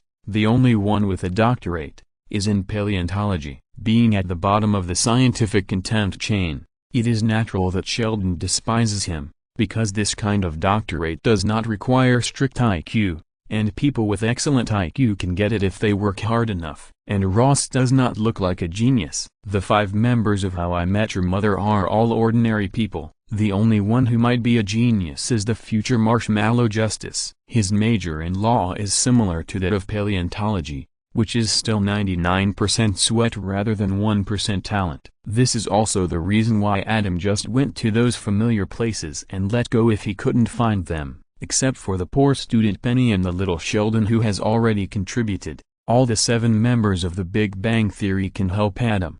However, he only knows that Howard is in Pasadena, thousands of kilometers away from New York, and he doesn't know where Howard's family is. The Rajesh family is known as the pirated Iron Man family and should be very famous in their country, but considering the cost and risk, Adam still ruled it out. There is even less information about Bernadette and Amy, and there is no clue at all. Only Leonard Hofstadter, the original protagonist of The Big Bang Theory, is given a lot of information in the show. First of all, Leonard is about the same age as Sheldon, and he is only 12 or 13 years old this year. When the first season of The Big Bang Theory appeared in 2007, Leonard and Sheldon had been roommates for 2 or 3 years. That is to say, when Leonard got his doctorate and went to Caltech to work as an experimental physicist, it was around 2004 to 2005, when Leonard was 24 to 25 years old. According to the normal age pattern of American students,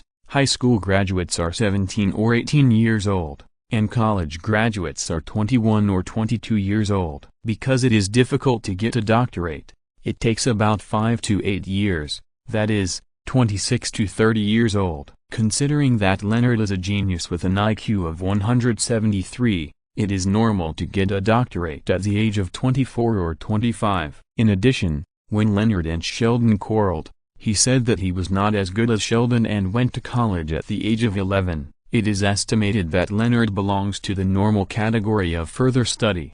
Even if he skipped grades in high school, he would not skip several grades like Sheldon. Therefore, Leonard, who is 12 or 13 years old this year, is either in junior high school or high school, that is, a middle school student. Then another question arises: where did Leonard go to middle school? Leonard's family is in New Jersey. His mother is a neurologist and his father is a sociologist. Born in a scientific family, he was raised by his mother as a scientific experiment. With such a high IQ, Leonard's high school should be one of the best in New Jersey. But considering that Leonard was bullied by the school bully Sheldon's father, the same actor, who will have a bad future and a worrying IQ. Private high schools can basically be ruled out. Therefore, Adam only needs to look for a few top-ranked public high schools, and he should be able to find Leonard. If there is a problem, Adam can also find Leonard's mother. You know, in addition to being a neurologist,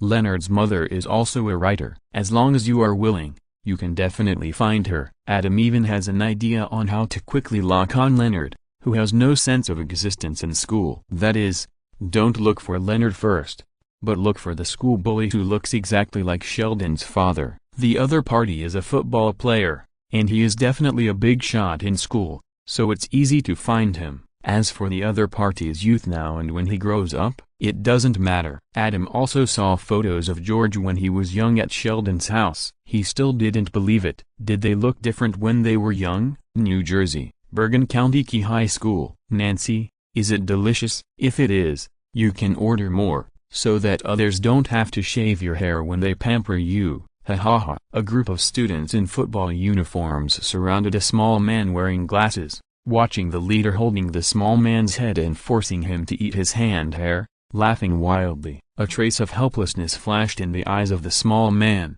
but he was not as desperate as imagined, because he was used to it. P.S. Thank you for the reward from the Chapter 41. I can fight all day. New Jersey, Bergen County Key High School. Knock, knock. Leonard Hofstadter. Adam knocked on a small locker in the hallway with a strange look in his eyes. He checked out of the room in the morning and drove to New Jersey. He went to several public high schools in a row, but nothing came of it. Until he came to this high school, he saw a familiar fat face on the hallway honor wall with his name on it, Jimmy Speckman. The man of the hour was indeed the man of the hour. Adam asked someone at random where Jimmy was. After asking the other person laughed. Nancy, he's there. Oh, where did you put him today? Forget it.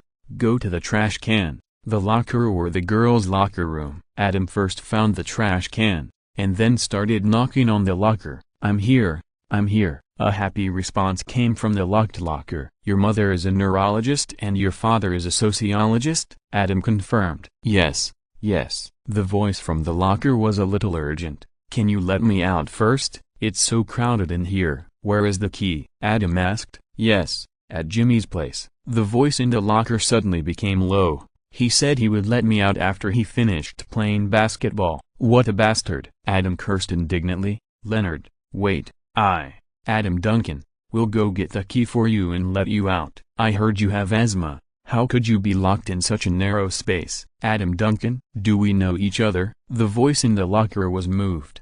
Jimmy is very fierce. You must not get beaten by him for me. It's okay. I'm used to it. I've read the book written by your mother, Dr. Beverly Hofstadter, and I feel that she completely underestimated you, so I came here to get to know you. Adam spoke nonsense seriously.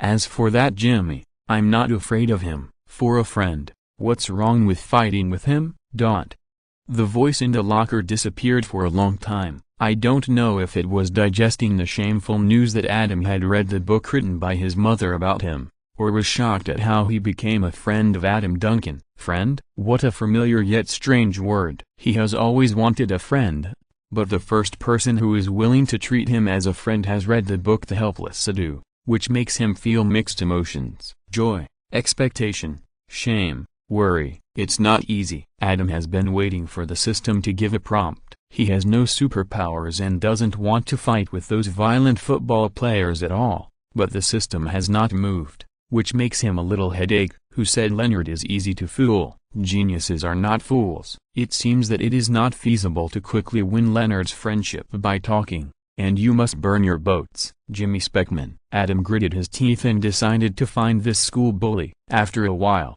the school bully followed Adam to the locker where Leonard was locked. You want me to let Nancy out? Yes. Adam looked at the fat and strong Jimmy and said with a stiff face. Besides, his name is Leonard, not Nancy. Who the hell are you? This fat face, which was exactly the same as Sheldon's father, suddenly turned hostile and pushed Adam against the locker with a loud bang, which scared Leonard inside and made him tremble. Adam, are you okay? It seems nothing. Adam was caught off guard by the push and felt a little pain, but the pain dissipated most of it in an instant. If it weren't for the slight discomfort, he would have doubted whether the push just now had happened. Could it be that the endurance of up to 400 was at work? It should be. He had previously speculated that endurance was related to energy, recovery, and endurance. The most obvious example was that with a surge in endurance, his sleep time became shorter. Young people are sleepy, and they are prone to drowsiness if they don't get 8 hours of sleep at night. No matter how hard he works that day, he only needs 6 hours, and tomorrow will be another lively day. It's just a fight. Fighting makes you smarter. Fight. Thinking of this, Adam suddenly became heroic and shouted in a dramatic way, "Leonard, I'm fine." Then he shouted to the school bully Jimmy, "Hand over the keys quickly. Leonard is my good friend. I will never allow anyone to bully him. Swear on my life." Jimmy opened his mouth and looked at Adam like a fool. Adam's old face flushed. Of course, he knew how immature his actions were, but everything was for wisdom. If he was not immature and passionate, how could he arouse Leonard's immature and passionate soul and let the other party accept him quickly? Adam in the locker. Leonard was very moved, and his voice was a little trembling. Adam was also moved to tears because the system still did not have any prompts. MMP. It seems that blood must be seen. Damn it. How dare you do that? Jimmy was shocked by Adam's immature behavior. Adam punched Jimmy's belly with a punch. The strength of 180 centimeters close to 200 centimeters directly bent Jimmy's waist. Adam also reacted at this time. Although Jimmy was a football bully, he was only 14 or 15 years old after all. His body had not fully grown yet, and his strength was at most similar to his. "Do you want to fight or not?" Adam punched again. "You're dead. You're dead." Jimmy held his vitals with both hands and roared. The whole person was like a ball and knocked Adam away. Then he did the classic action of a football player. He reached out and hugged Adam, and then threw him to the ground. Bang! Adam felt that his body was about to fall apart. He was angry and punched Jimmy continuously. "Then you punched me, and I punched you." There was no rules to fight. As the fight went on, the red in Jimmy's eyes gradually faded, because he was shocked to find that the skinny guy in front of him was a ruthless man. Even after being beaten like this, the power of his fists did not weaken at all, hitting him all over his body in pain, and the other party was still laughing. "I can fight like this all day long." After Adam said this famous saying with a smile, Jimmy was completely scared, because he felt that Adam didn't seem to be forcing a joke at all. "Forget it. Forget it. I don't want to bother with you." Jimmy got up, took out the key from his pocket and threw it to Adam. He wanted to say a few harsh words, but couldn't say them, and limped away. "Don't bully Leonard in the future, or I'll beat you every time I see you," Adam shouted exaggeratedly. After saying that, he touched the blood on his fist to his face, facing the blurred shadow reflected by the locker, adjusted his hair and clothes, and tried his best to highlight the tragic and heroic spirit of his bloody battle, and then took the key to open the locker and gave a tired but warm smile. Leonard Adam ding. Wisdom +3 ding. Strength +20. P.S. Thanks to book friends 202006021541098862 and reading influences memory for their rewards. If you're listening to this novel on a channel other than Fanfic World, it means they downloaded and uploaded it without effort. We cordially invite you to visit our channel, Mundo Fanfic Novelist. There you'll find the original version of this story and you can explore many other novels of various genres. We are waiting for you to immerse yourself in a world of incredible novels. Chapter 42 Who Dares to Be More Miserable Than Me? New Jersey, Bergen County Key High School. Ding. Adam's smile was extremely bright when he heard the system prompt. Juno,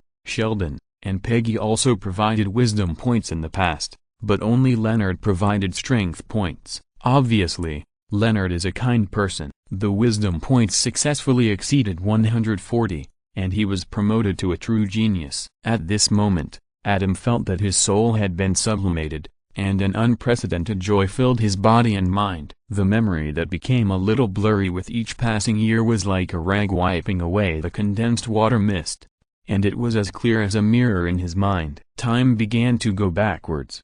1992. 1991, 1990, 1989, 1988. It was 5 years of travel.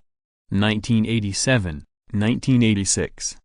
Until 1974, this was the first half of the life of the original PJ. Just when Adam thought it was over, the scene changed. Sue, chain is an official position, and you actually want it all. It's disgusting. Second senior brother, when I was young, I learned a method to endure battles. Guan King served her one by one to make her happy. Watching me dance. This is clearly the memory of 2020 in the previous life. When Adam was looking forward to more clear memories, the rag disappeared, and the memories before 2020 were still shrouded in mist and blurry. The feeling of soul sublimation of being promoted to a genius gradually faded. These memories flashed in Adam's mind like light and lightning. Just when Adam regretted that this happiness had stopped, a miserable face came into view, making Adam involuntarily gasp. In the narrow locker, a person huddled inside, looking at him eagerly. His forehead was red and swollen, as if he had hit something. There were still a few strands of black hair at the corners of his grinning mouth. As he breathed, a smell of drink mixed with fishy smell came out, making Adam hold his breath. Come out quickly. Adam frowned and reached out to help Leonard, but because it was too tight, it was difficult to come out. You'd better pull it. Leonard smiled bitterly. It's convenient this way. Jimmy always does this. Then you just bear with it. Adam had no choice but to pull it, and finally let Leonard out after a lot of effort. He was wearing a neutral sports jacket, brown pants and a physics-themed t-shirt, wearing thick glasses, and standing in an extremely unnatural posture. Are you okay? Adam couldn't help asking. Similar to Sheldon, Leonard can be regarded as his old friend, and compared to Sheldon, Leonard's way of dealing with people is more in line with the three views of normal people. It's okay. Leonard grinned and said, thank you. You're welcome. Adam smiled and said, I've said it before. We are friends. What do you think? Yes, we are friends. Leonard nodded vigorously. Let's leave here first. I'm afraid Jimmy will find someone to beat you up. Okay. Adam nodded, although he seemed to be able to play for a whole day, and the position where Jimmy hit him was also recovering quickly. But now that he had achieved his goal, there was no need to conflict with a scum like Jimmy. This way. Leonard led Adam to the exit. What's wrong with your leg? Adam asked, watching Leonard limping and looking like he was in great pain.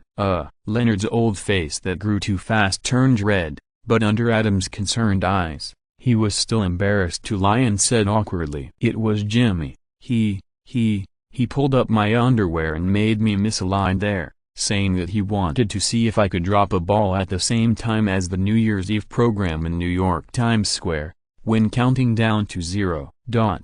Adam was stunned and complained, you can tolerate this. This is nothing. Leonard laughed at himself. Yesterday he used a stapler to staple the remaining one. That was really painful. WTF? Adam was shocked again. Actually, this is not the most uncomfortable thing. Leonard also relaxed a little, adding, what I can't stand the most is that Jimmy poured laxatives into my mouth, and then a group of football players surrounded me and didn't let me go to the toilet. Adam's mouth twitched and he took a breath. Is this still a life for a human being? If he were Leonard, he would have been bullied so horribly and had such a high IQ, and he would have turned evil, and tortured them one by one to death. But Leonard, who survived like this, actually grew up to be a warm-hearted man who stays at home, which is incredible.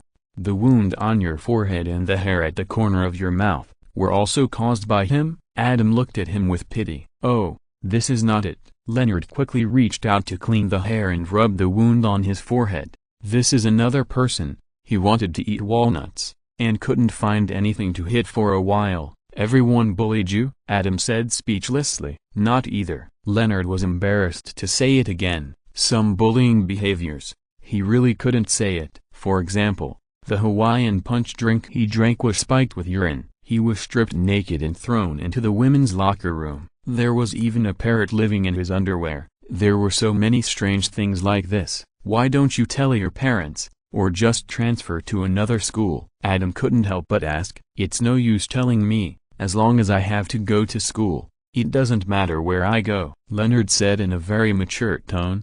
As for telling my parents, haven't you read the book my mother wrote? Do you think she cares about me? Adam was speechless. What about your father? He just takes care of himself. Leonard smiled bitterly and said, Who do you think I inherited this from? My mother has always been very strict with me and my father. I don't even know what maternal love feels like. I even made a hug machine to hug me instead of my mother, but it is often borrowed by my father. Alas. Adam was speechless and could only pat Leonard on the shoulder. He thought to himself, poor kid, if you knew that all this was because of Sheldon, I wonder if you would rush to the University of Texas at Austin to kill little Sheldon and avoid suffering in the second half of your life. Leonard's mother can be called the female version of Sheldon. She has been experimenting on Leonard since he was born, making Leonard adapt to this kind of life that ordinary people cannot bear, and completely transforming Leonard's three views on the spiritual level. Jimmy, a school bully, completely transformed Leonard physically, allowing Leonard to take a step further in enduring what ordinary people cannot endure. And who is Jimmy? He has the same face as Sheldon's father. It can be said that without Leonard's knowledge, he has been inextricably linked with Sheldon, and the first half of his life was ruined by Sheldon, when he became Sheldon's roommate because of his worldview and endurance formed by the experience of the first half of his life. The second half of his life also fell into Sheldon's hands, so much so that when Sheldon and Amy moved out of their apartment because of cohabitation and treated him a little better, he was crazy and couldn't adapt. When Sheldon showed his old ways and ordered him to do things, he actually smiled with relief. Who dares to be more miserable than him? P.S. Thanks to the rewards from Wu Huang, I am determined to be the Emperor and Joni. Chapter 43 Surprise Party, New Jersey. Goodbye, goodbye. With the reluctant eyes of young Leonard, Adam started the pickup truck and left New Jersey. To be honest, Leonard is such a kind person. After a short period of getting along, this feeling has gone from the character setting in the TV series to reality, and Adam has experienced it personally. After walking for a while, he was full of emotion and came back after a circle. Then he secretly found the bully Jimmy and had a good chat with him to deepen his concept of Leonard as a ruthless friend.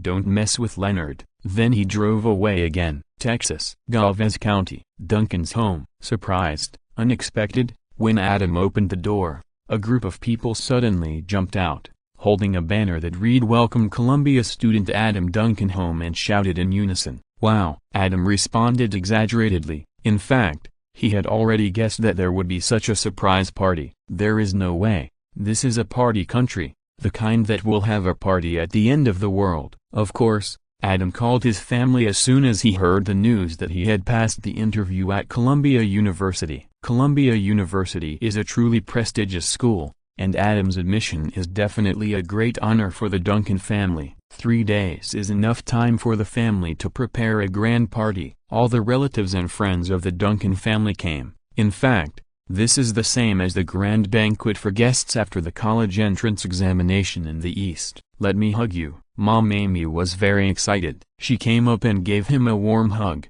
and kept mumbling, "When you were a child, Bob held you and threw you to the ground. We all thought you would never be able to get into college in this life. Who would have thought that my PJ would be admitted to Columbia University now? Thank God." In her excitement, she forgot that Adam had changed his name and just called him by his original name. After all, they have been calling him PJ for more than 10 years. Ahem. Dad Bob coughed awkwardly. Holding and throwing children is his traditional skill. Adam was the first one. Teddy and Gabby didn't know, but Charlie was also thrown by Bob. In the original time and space, the IQ of the predecessor PJ was indeed worrying. Gabby was even strictly ordered by Bob and Amy not to call PJ a fool. Teddy and Gabby are both very smart. It seems that the fall at the beginning did affect the IQ of the predecessor. "Adam, I'm proud of you." After Amy let go of Adam, Bob said seriously, "Thank you." Adam followed the local customs and said the most frequently used words in American dramas. "Good job, brother." Teddy stepped forward and punched Adam. She has always had excellent grades. She originally thought that she was the light of the Duncan family, but she didn't expect that her silly brother suddenly changed. Now he was admitted to Columbia University, which even she could only dream of. This made her happy for Adam and proud to have such a big brother. Is New York fun? Gabby also came. 4 years have passed. He has evolved from a 10-year-old naughty child to a 14-year-old naughty child. Of course, Adam encouraged, New York is one of the best metropolises in the world. You can't imagine how wonderful it is there. So work hard, young man." "Really?" Gabby touched his chin thoughtfully. "There is a saying, New York is both heaven and hell." Adam quickly gave a shot of prevention. "For rich people, it is heaven, but if you don't have money, it is definitely a hell." "Your brother is right." Bob also reacted and warned sternly, "New York is heaven for people with a promising future like your brother, so don't have any crooked thoughts." Adam. At this time, a small body hugged Adam's thigh, and a childish voice sounded, "Charlie." Adam looked down and saw that it was his little sister Charlie, who was now 4 years old. She was chubby and looked up at him. She was very cute. He quickly picked her up and teased her, causing little Charlie to giggle non-stop. In the United States, many relatives call each other by their names. In their opinion, friendship is more important than family, because friends are equal and can always accompany you, while family members are often far away. Therefore, when many parents try to communicate with their children, they will say, "We are best friends," not "I am your father and mother." Brothers and sisters, except for the use of titles such as brother and younger brother when introducing to others, almost all other times they call each other by their names. "Hi, Adam." Emmett also came over and bumped fists with Adam, and his expression became much more complicated. Graduation is approaching, and his best buddies have received admission letters from Columbia University, but he still doesn't know what the future will be like. The only thing that is certain is that he will not go to college, not to mention those famous schools, even ordinary universities.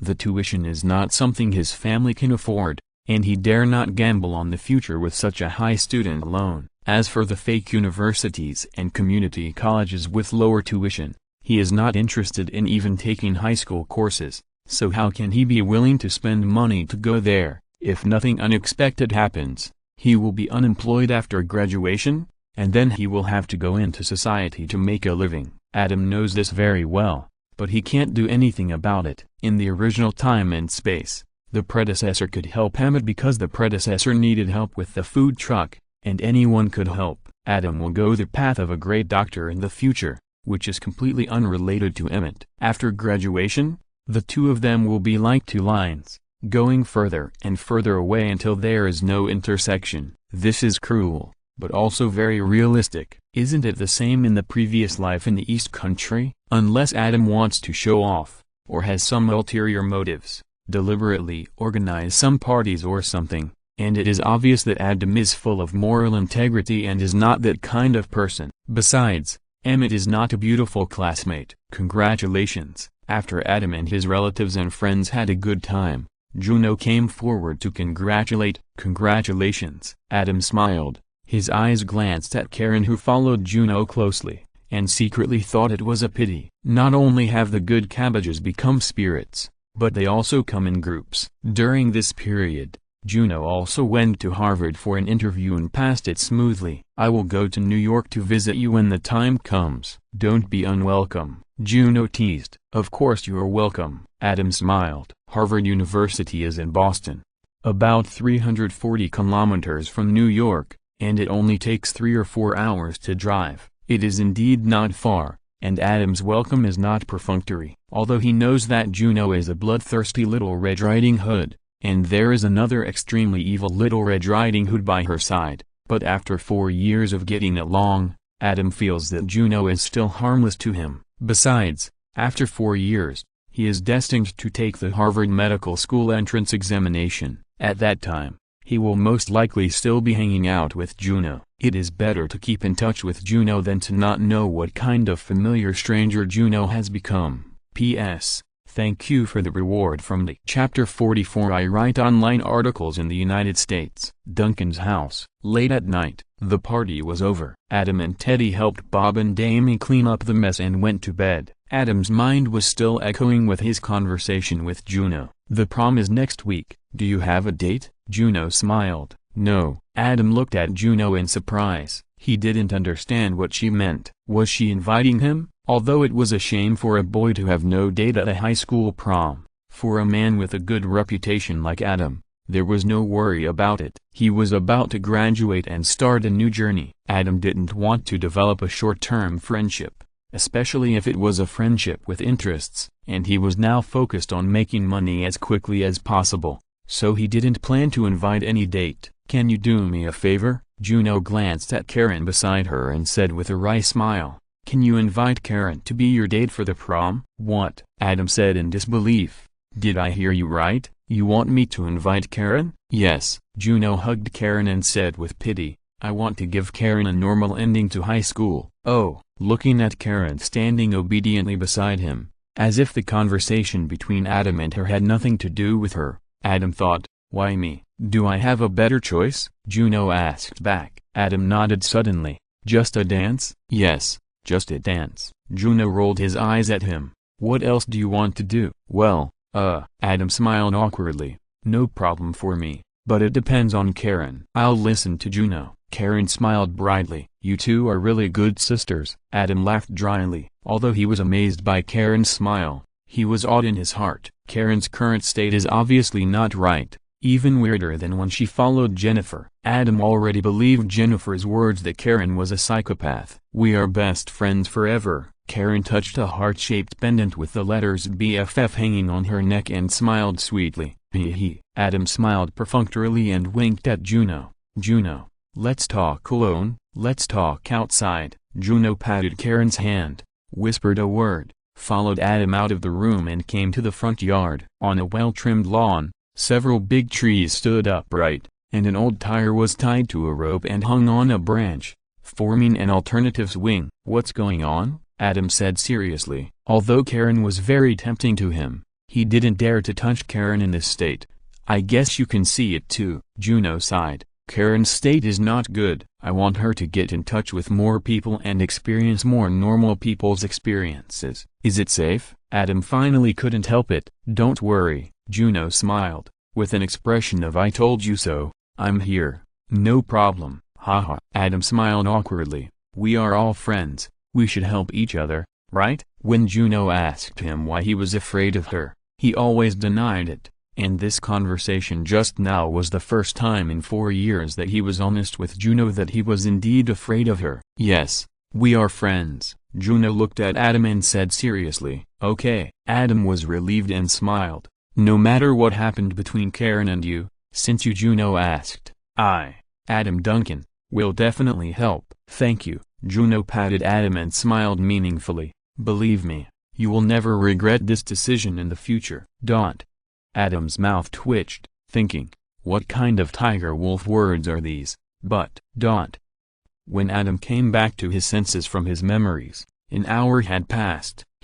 Adam exhaled heavily, shook his head, and said to himself, "Why think about these things? It's just a dance." "Yes, it's just a simple dance. The most important thing now is to make money." Thinking of this, Adam took out a stack of papers from the drawer and put them on the table, then picked up a pen and started to spin the pen. He thought a lot in the past few days when he drove back from New Jersey. How can an ordinary person, oh no, now a genius, make money quickly? The answer is that making quick money has no direct relationship with whether you are a genius. Otherwise there would not be a saying that making missiles is not as good as selling tea eggs. Jushiran said, "The most profitable business is written in the criminal law." Adam naturally couldn't take a huge risk to break the law, because once his struggle rhythm was disrupted, he would really die young. After thinking about it, the most likely thing for Adam to make quick money is the memory of his previous life. After all, to a certain extent, it is a memory of the future. At least it is a message that has a lot of similarities with the future, and such information can be priceless. But the problem is that this year is only 1992, and the time he traveled through is 2020, a difference of 28 years. The closer to 1992, the more vague the memory of the previous life becomes, and it can even be said to be blank. There is no capital to do business, and there is no technology to do design and sell patents. If you want to make money with future memory, you must choose the kind that has small investment and big returns, and does not require a lot of energy, and can be part-time. Because his most important goal cannot change, it is still to study medicine and take the path of a great doctor. Is there such a good thing? There really is. That is to write online articles. Most people have a dream of being a writer, and Adam's previous life is no exception. In the era when the online articles in the East were in full swing, he also briefly devoted himself to it. Although there is almost no threshold for writing online articles, it still requires talent, and Adam obviously did not have that talent in his previous life, and he has always been a small loser. However, he has therefore figured out some of the masterpieces of great gods, and it is rumored that some masterpieces can even cure silver plating abroad, which means that online articles have great potential abroad. He didn't want to become a god with one book, but just wanted to make some money to supplement his living expenses. Therefore, the possibility of success is further increased. The most powerful cool article is naturally Chihuahua, but he didn't read much in his previous life. If you think about it carefully, the content of millions of words is blank and can't be copied at all. Other cool articles are almost the same. However, the only turning point is that he had read the most popular novel in 2020, and when he was promoted to a genius not long ago, his memory of 2020 was wiped clean by an invisible rag. All the information he had read and heard in 2020 was clearly displayed in his mind, including this masterpiece of millions of words. What made him even more excited was that this novel was far more suitable for Adam to borrow than Chihuahua. This is it. Adam picked up the pen and wrote 4 words on the paper. P.S. Thanks to Lixia of the Zhao family for the reward. Chapter 45. Is it okay to update 4,000 words a day? Duncan's house. Lord of the Mysteries. The Lord of the Mysteries. Adam wanted to borrow this masterpiece. The background story happened to come from Western steampunk and Cthulhu mythology, which completely met the needs of publishing in the United States. Yes, it was published in physical form, not in the form of online articles. It was only 1992, and a certain point did not exist at all, let alone an international version of a certain point. However, Adam was not disappointed at all, because the novel Lord of the Mysteries could be published in physical form, and because the copyright protection was very complete. Once successfully published, it would bring Adam a steady stream of income. In fact, it didn't matter how much money was made, as long as it was enough. Adam's heart was full of a kind of bad taste, which was to promote the big explosion of the Lord of the Mysteries universe in the West. Imagine Sheldon, Leonard and others in the future crazy about the Lord of the Mysteries, wearing clothes with the Lord of the Mysteries character portraits printed on them, and the Lord of the Mysteries peripherals were placed everywhere in their homes. They would cosplay the classic characters and scenes in the Lord of the Mysteries at any time, and shout the classic lines of the Lord of the Mysteries. Just thinking about it makes you feel excited. Sheldon, cosplaying as Kazan, may you be blessed with the Heavenly Lord of Xuan Huang, the Heavenly Lord of Xuan Huang, the Heavenly Lord of Xuan Huang, and the Immortal Lord of Xuan Huang. Leonard, cosplaying as the real protagonist Leonard, maybe you don't believe it, but you will die after I read this poem. Howard, cosplaying as Emperor Russell, the taste of a witch is really good. Rajesh, cosplaying as Miss Justice, good afternoon. Mr. Fula, okay, the last one is too spicy, but there is an 80% chance of it becoming a reality. After all, Rajesh has even cosplayed as Wonder Woman, and he happily asked to exchange with Penny. Even Juno, cosplaying as Hudilsha, don't be nervous, I'm a physical persuader, and it's reasonable to carry a 3-pointed thorn with me, right? Karen, cosplaying as Furs Wall, Hugh is really a giant of 1.5 meters. So heroic. Write it down. Write it down. The 692nd day of living with Hugh. After daydreaming for a long time, Adam began to write officially. Chapter 1. Scarlet. The protagonist cannot be called Zhu Mingru, otherwise Western readers will not feel involved. This is not the future of 2020. The probability of failure is too high. It is better to directly use the same name to travel through time or awaken. The protagonist is called Klein Moretti, the future Emperor Rosel's name before traveling through time or awakening. Huang Tao cannot be used. He is directly called Rosel Gustav. As for the simplified Chinese characters throughout the text, it doesn't matter. The protagonist Klein and the former protagonist Rosel are fans of Eastern mysterious culture. It is reasonable for Klein to buy records of Qin and Han's secret alchemy before traveling through time. Moreover, Many Westerners are interested in Eastern mysterious elements. This setting of fantasy novels is also a novel attraction. Who knows?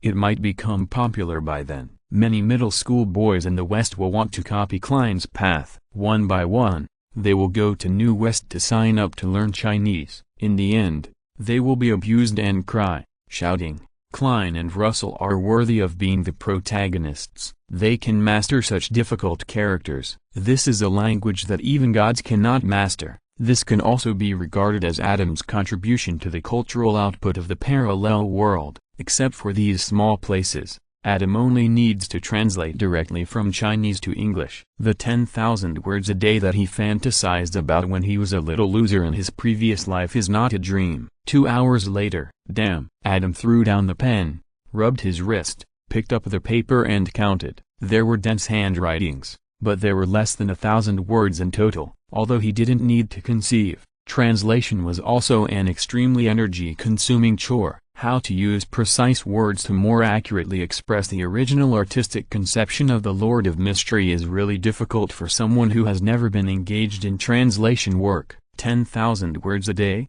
Don't be kidding. I really can't do it. In the next week, Adam put most of his energy into writing the Lord of Mysteries. As his proficiency improved, his translation speed increased significantly, but he still couldn't reach 10,000 words a day. After coding 4,000 words before going to bed at night, although the plot and even the text were waiting there, the energetic Adam was still stuck. He was too lazy to code even one more word. This should be the sequelae of failing to get full attendance in the previous life. Once he coded 4,000 words and got full attendance, his motivation disappeared, and he became a salted fish. He was either spamming in the group or watching movies and novels. I didn't expect that this habit engraved in my bones would also travel with Adam. Now it has become reading British history in the morning, especially the history of the Victorian era, and reading the mythology of Cthulhu in the afternoon, because this is the background era of the Lord of Mysteries. Although Cuttlefish is very sophisticated and the details in the book can withstand scrutiny,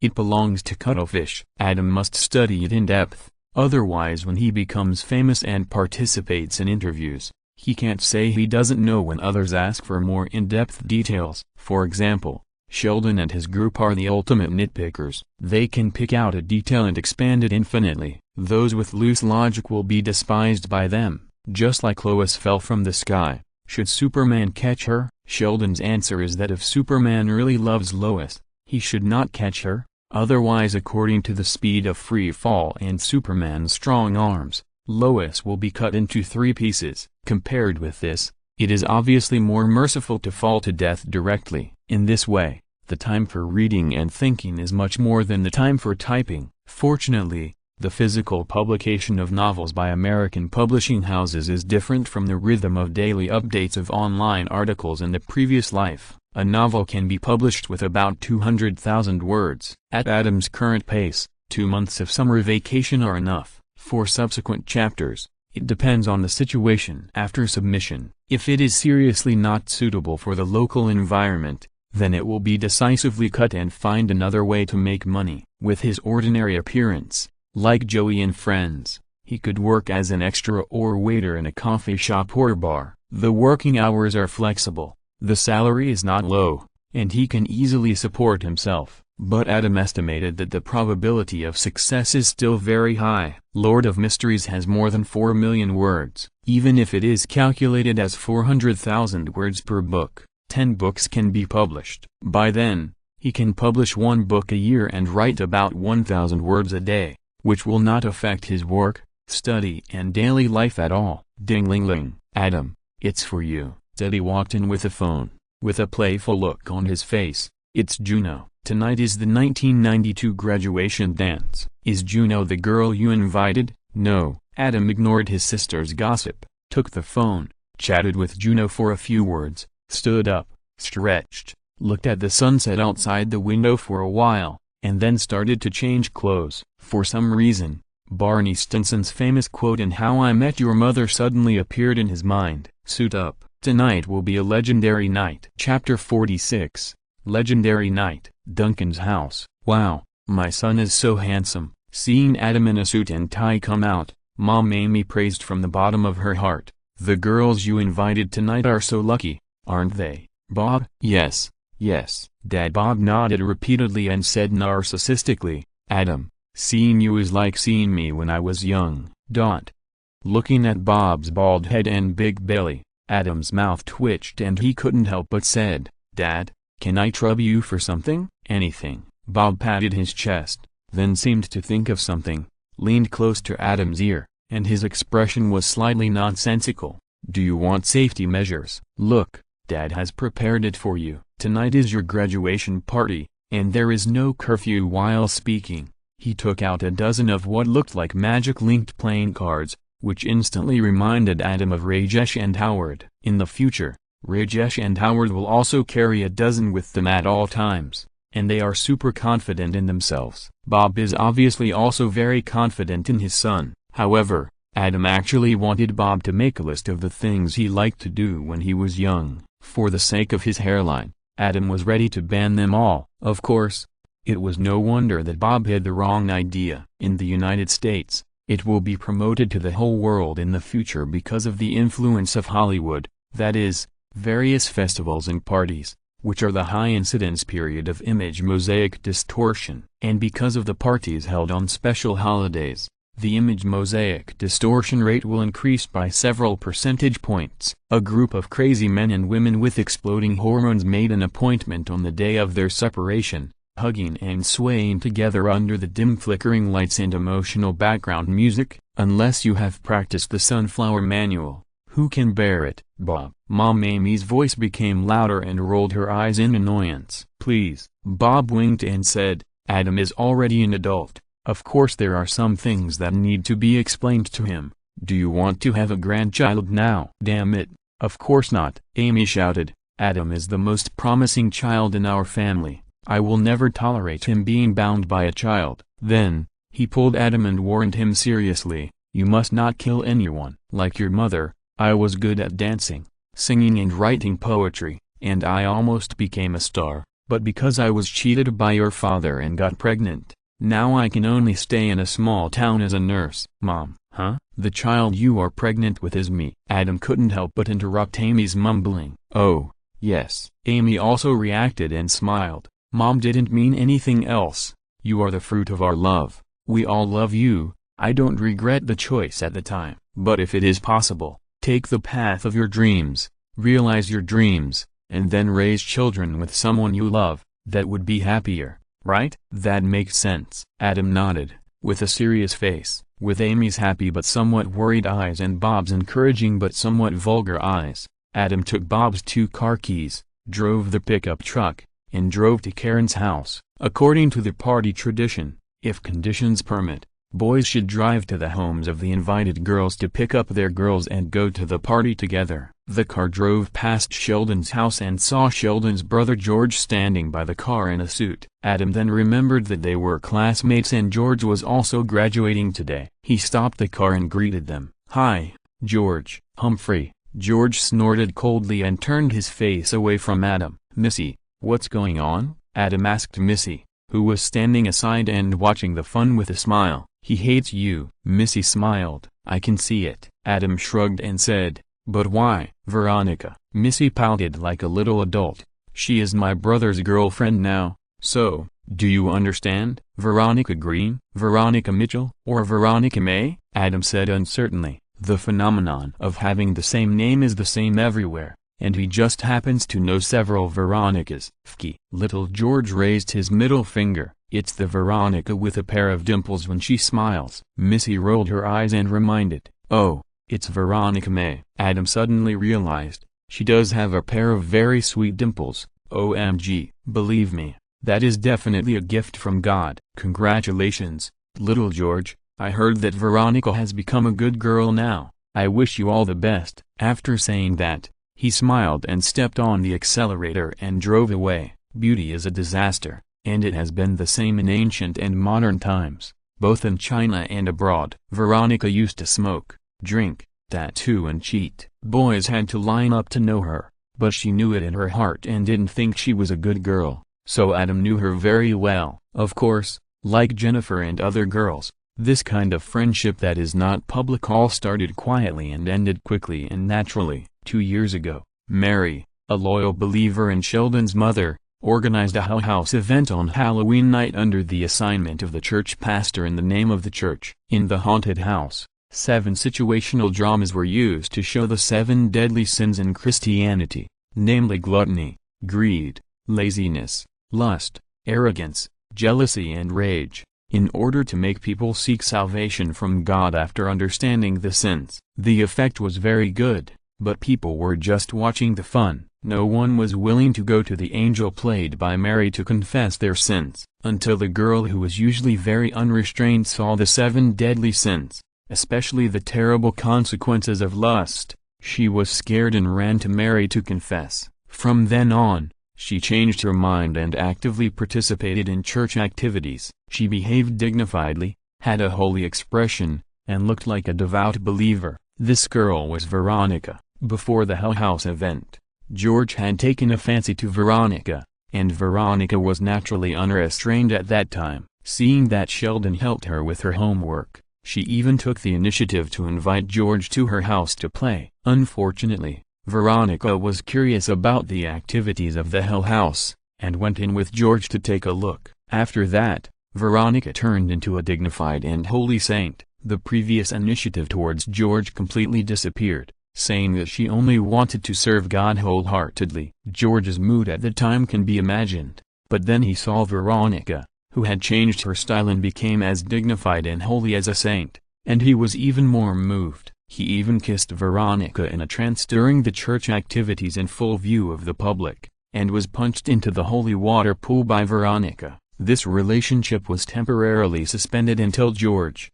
with the growth of age and the strong self-confidence brought by working to make money, his masculine charm increased greatly, and finally attracted Veronica's attention again. Finally, not long ago, they got married and officially became boyfriend and girlfriend. Then, George accidentally overheard Veronica's bestie, enviously teasing that Veronica and Adam had a secret relationship of mutual assistance and friendship. Plus, Adam was his friend who hated his brother. With all the new and old hatreds, George didn't do anything. It was because his mother Mary and sister Missy liked Adam, and he didn't want to make Mary and Missy angry. Smith's house. Ding dong. Adam straightened his suit and rang the doorbell. Hearing the sound of people coming down the stairs and footsteps coming from inside, he suddenly felt a little excited for some reason. P.S. Thanks to Xiaoxiadu and Wang Woshi for the tips. Chapter 47 Dancing with the Devil. Smith's house. Hi,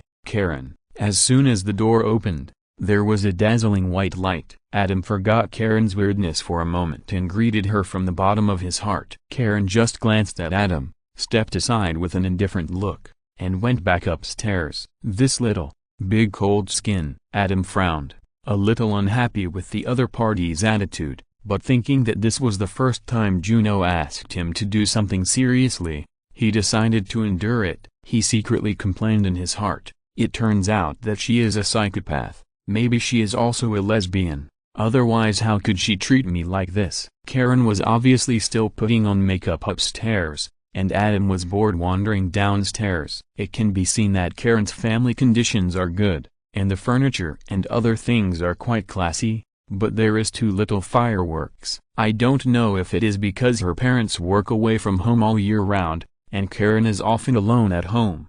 When he heard Juno talk about this, Adam also had a lot of imagination. Karen's last name is Smith, and her parents' jobs are mysterious. Could it be Mr. and Mrs. Smith? Now it is obvious that they are not, because Adam has seen the family portrait of Karen's family. Karen's parents, handsome man and beautiful woman, are not the famous couple. Let's go. Karen was very fast and got off the car in a short while. She was dressed very beautifully and did not look rustic at all. She was indeed a treasure girl. Let's pick up Juno first, Karen reminded after getting in the car. Are you sure? Adam looked a little strange. What is this? How can you pick up 2 female companions at once? Otherwise, I will get off the car and you go pick up Juno. Karen was very decisive and her tone was very tough, which made Adam a little dazed for a while. The girl who followed Juno before and was extremely docile seemed to be just Adam's illusion. "Whatever you want." Adam was too lazy to think about it and drove to Juno's house. Who cares? When he arrived at Juno's house,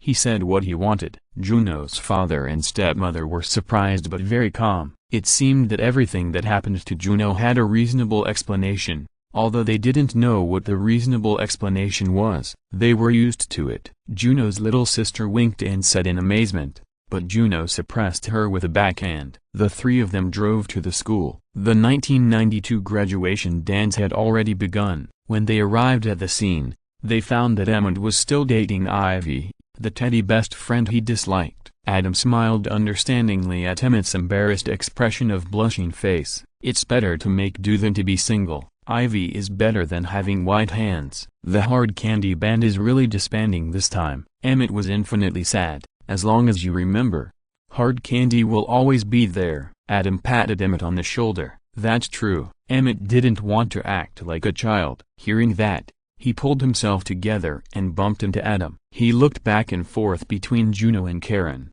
with a look of envy and jealousy mixed with vulgarity. "What's going on?" "To be honest, I don't know." Adam spread his hands and smiled bitterly. "I'm just a tool." "Bah!" Emmett cursed. After the music started, Adam saw Juno pushing Karen and making a gesture to him. He nodded helplessly and greeted Karen, who came over reluctantly. Hug the waist and shoulders, the basic operation of dancing. Adam was not a novice in dancing, but he was still a little uncomfortable when teaming up with Karen. He was not as smart as before, and was very stiff, as if he was not hugging a beautiful angel, but a devil.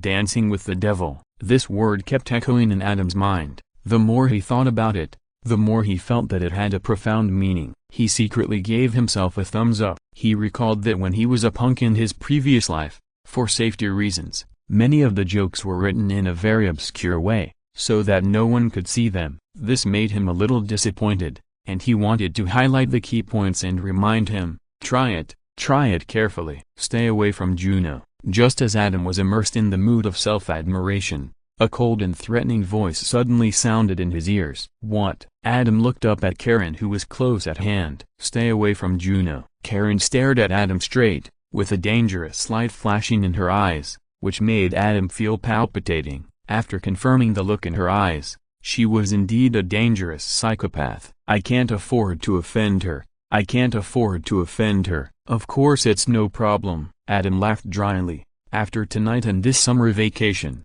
I'm going to Columbia University, and Juno is going to Harvard. They are so far away, I'm afraid I may not see each other in the future. I'll keep an eye on you." Karen stared at Adam for a long time, then looked away and looked at Juno, who was sitting alone in the corner watching them, with a struggling look in her eyes. "Go and ask Juno to dance with you, huh?" Adam was completely confused. What kind of routine was this? He couldn't understand it at all. He was dazed and was pulled by Karen to Juno's side. When he came to his senses, he found that the person in front of him had changed to Juno. "What the hell?" Facing Juno, Adam couldn't help but complain.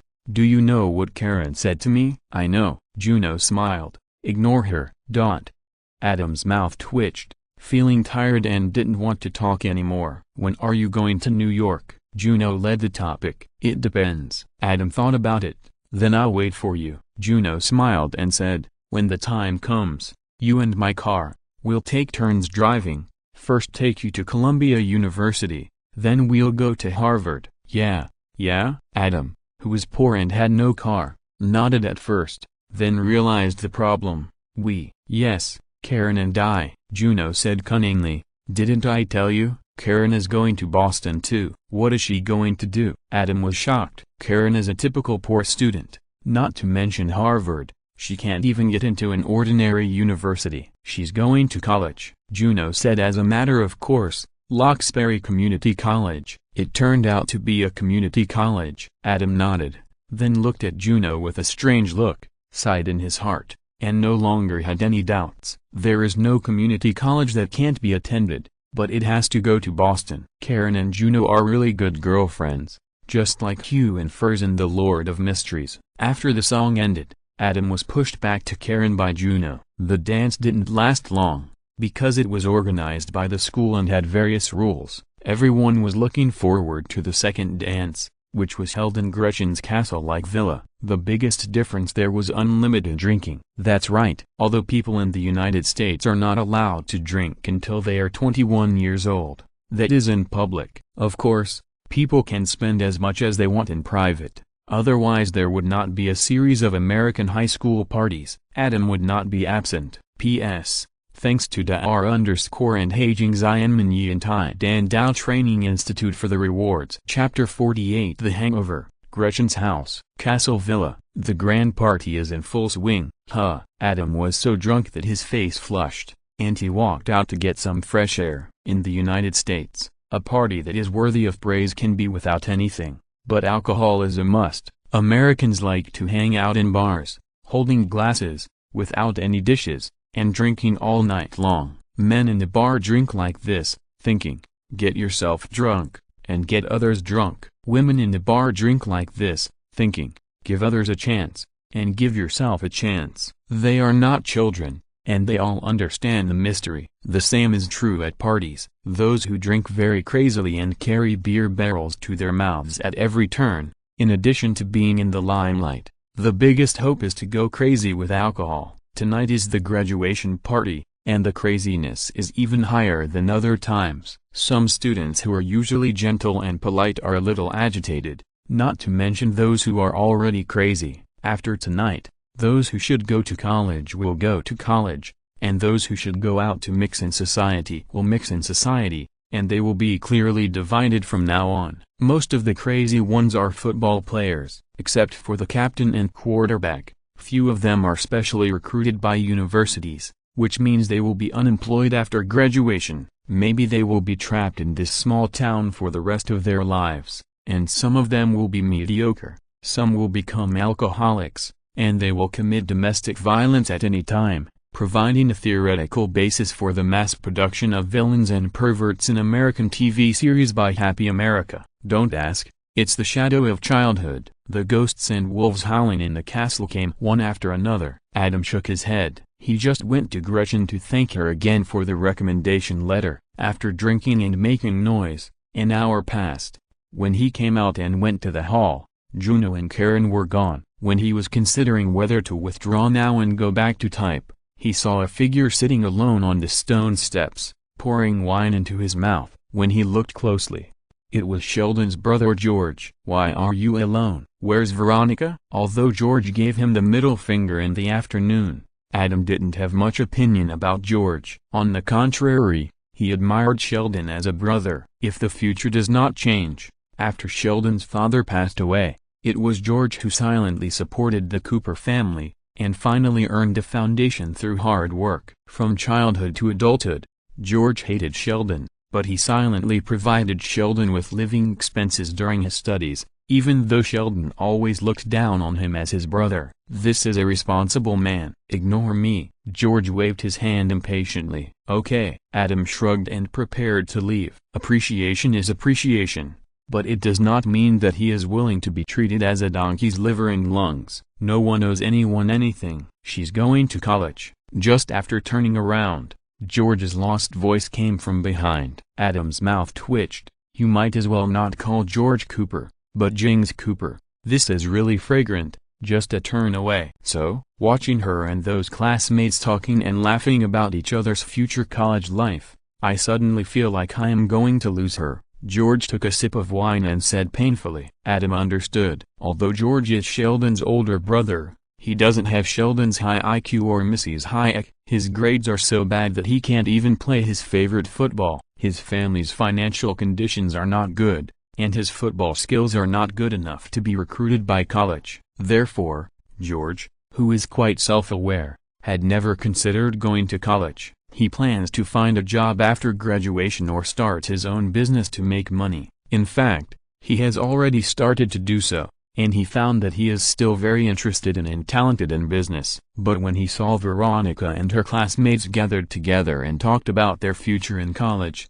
he could only stand aside awkwardly, out of place, unable to interrupt, and seemed to be completely isolated and forgotten, and he finally regretted it. Although Veronica is now his girlfriend, She will soon go to college in another place. In the United States, 3-year-old children know that long-distance relationships are emotional killers. Love in a small town is too fragile compared to the impetuous temptations in the university metropolis. After a few parties, he was cheated. Think more positively. What belongs to you is yours. It's useless to think too much about what doesn't belong to you. Adam comforted. How did you do it? What? Little George suddenly asked without any context. I don't care. Little George took another sip of wine and murmured, I used to think I was a playboy, but until I met Veronica, she gave me a completely different feeling. I think if there is love in the world, then this is love, and you are even more playboy than me. The girls you are with are all excellent. How did you manage to not care from beginning to end? Haha. Adam laughed. It's very simple.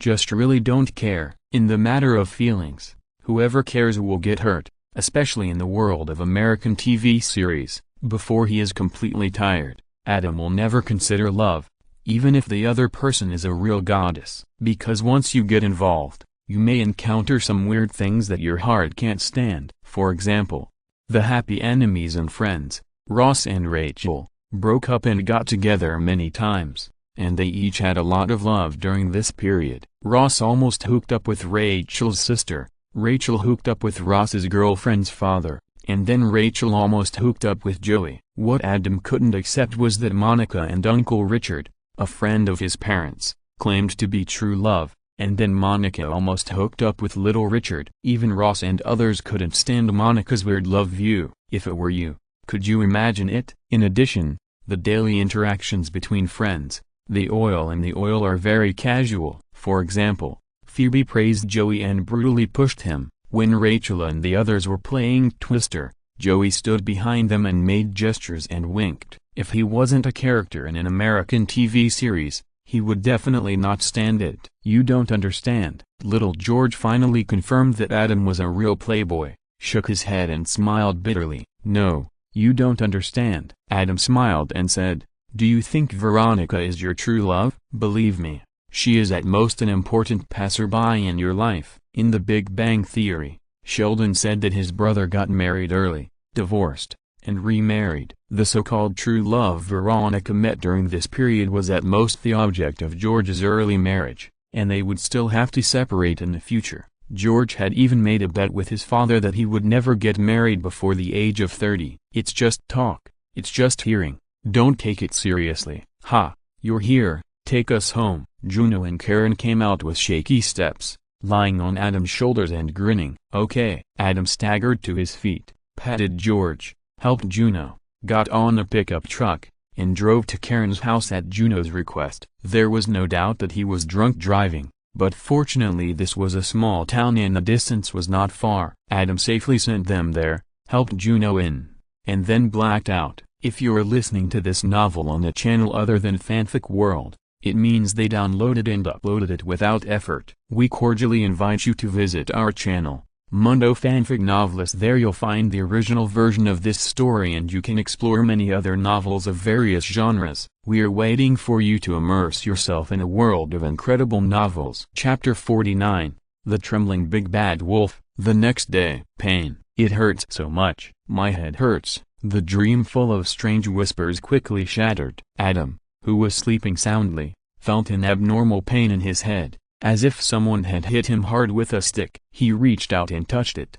When he opened his eyes, he saw a small piece of dark red blood scab in his eyes. Hiss. Adam took a breath and stood up suddenly, but he didn't expect that he couldn't control his body at all, and fell heavily from the sofa to the ground. Damn. Fortunately, his hands blocked his face and protected his face and time, so his handsome appearance was preserved. What's going on? Adam struggled to support the sofa and slowly got up. He was horrified. Since he traveled through time, he had never encountered such a situation, especially in the context of the skyrocketing attribute values. Looking at the blood scab in his hand again, Adam tried his best to recall the memory in his mind, trying to remember what happened, but he racked his brains, but it was like a TV snowflake, a blank. Where is this? By the way, Karen's home. He drove them back last night, and then nothing happened. Did he stay at Little Red Riding Hood's house for a night? Calm.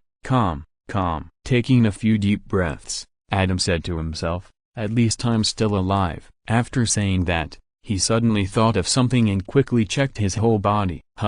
Fortunately, everything is fine. But what happened? While thinking, Adam suddenly found a half-read handprint on the edge of the sofa. The color was dull, bloody handprint. Adam subconsciously looked at his hand and found that except for a few red streaks of blood scab on the back of his head, his hand did not seem to be stained with a lot of blood. It's not his hand. Whose hand is it? Wake up. Just as Adam was thinking, Juno's lazy voice came over. Adam turned around and saw Juno standing at the stairs in pajamas, yawning. "What happened last night? How come I don't remember anything?" Adam asked anxiously. "And why does my head hurt so much?" "I'm hungover," Juno said with a smile. "You were drunk and hit your head on the coffee table. How could it not hurt?" "Is that so?" Seeing Juno's natural expression, Adam thought about it and felt that it was possible. He asked tentatively, "What about the bloody handprint?" "Hey, don't you understand this?" Juno's eyes flashed with a strange color. "You hit your head and bled a lot. Karen and I helped you cover the wound and accidentally got it on it. Is that so?" "Thank you." Adam's heart trembled. He didn't know if Juno and the others had noticed that the speed of his wound recovery was a little abnormal. He didn't dare to say more and changed the subject. "By the way, where is Karen?" "She's still sleeping." Juno looked upstairs and smiled dotingly. "Then I'll leave first." Adam was ready to go home. "Okay, drive slowly on the road." Juno nodded. After getting on the pickup truck, Adam nodded to Juno, who was standing in front of the house with her arms folded and smiling at him. He stepped on the accelerator and drove away from Karen's house. On the road, Adam thought about the conversation with Juno just now. He always felt that something was strange, but he couldn't figure it out. Suddenly, an idea flashed through his mind, and Adam stepped on the brake. He reached out from his pocket and took out the magic equipment given by Bob. He pulled it up like a magician shuffling cards and counted it. There was not one missing. "I think too much." Adam shook his head, smiled to himself, stepped on the accelerator, and got on the road again. "Forget it. Don't think about it." He told himself before that he must not learn from those American teenagers who are courting death. Curiosity kills people. Be confused when you should be confused. Sometimes ignorance is bliss. Back to the Duncan family. It was naturally lively again, although in the eyes of his sister Teddy, he is a prodigal son, or even a big bad wolf. In the eyes of his parents, he is the pride of the Duncan family, as pure as a little white rabbit. In fact, Adam's self-positioning is more accurate. A trembling big bad wolf. After last night, he bid farewell to his high school days. After the summer vacation, Adam will officially enter Columbia University, and now the most important thing is still the master of code mysteries. Reading, coding, reading, coding, reading, coding. Adam put all his energy into it, and the summer vacation of more than 2 months passed quickly. During this period, his friends also came to see him. Little Sheldon has hardly changed, and is still so annoying. Peggy didn't come. I heard from little Sheldon that she plunged into the field of mathematics and officially stood at the top of the scientific contempt chain. She also had a great interest in the crown of mathematics, the Millennium Mathematical Problem, especially the existence and smoothness problems of the Navier-Stokes equation. Adam believes that with Peggy's super IQ, perhaps this Millennium Problem that has troubled countless scientists will be completely proved by her in the near future. By then, the highest honor in the mathematics world, the Fields Medal, which is more precious than the Nobel Prize in Mathematics, will be indispensable to her. Juno and Karen often come here. Compared to the previous gloom and weirdness, Karen is much more cheerful. Her attitude towards Adam is still unfailing, but she no longer has the strong hostility as before. Juno is still so calm and composed. Seeing Adam writing a novel and reading The Lord of Mysteries, she gave it a very high evaluation.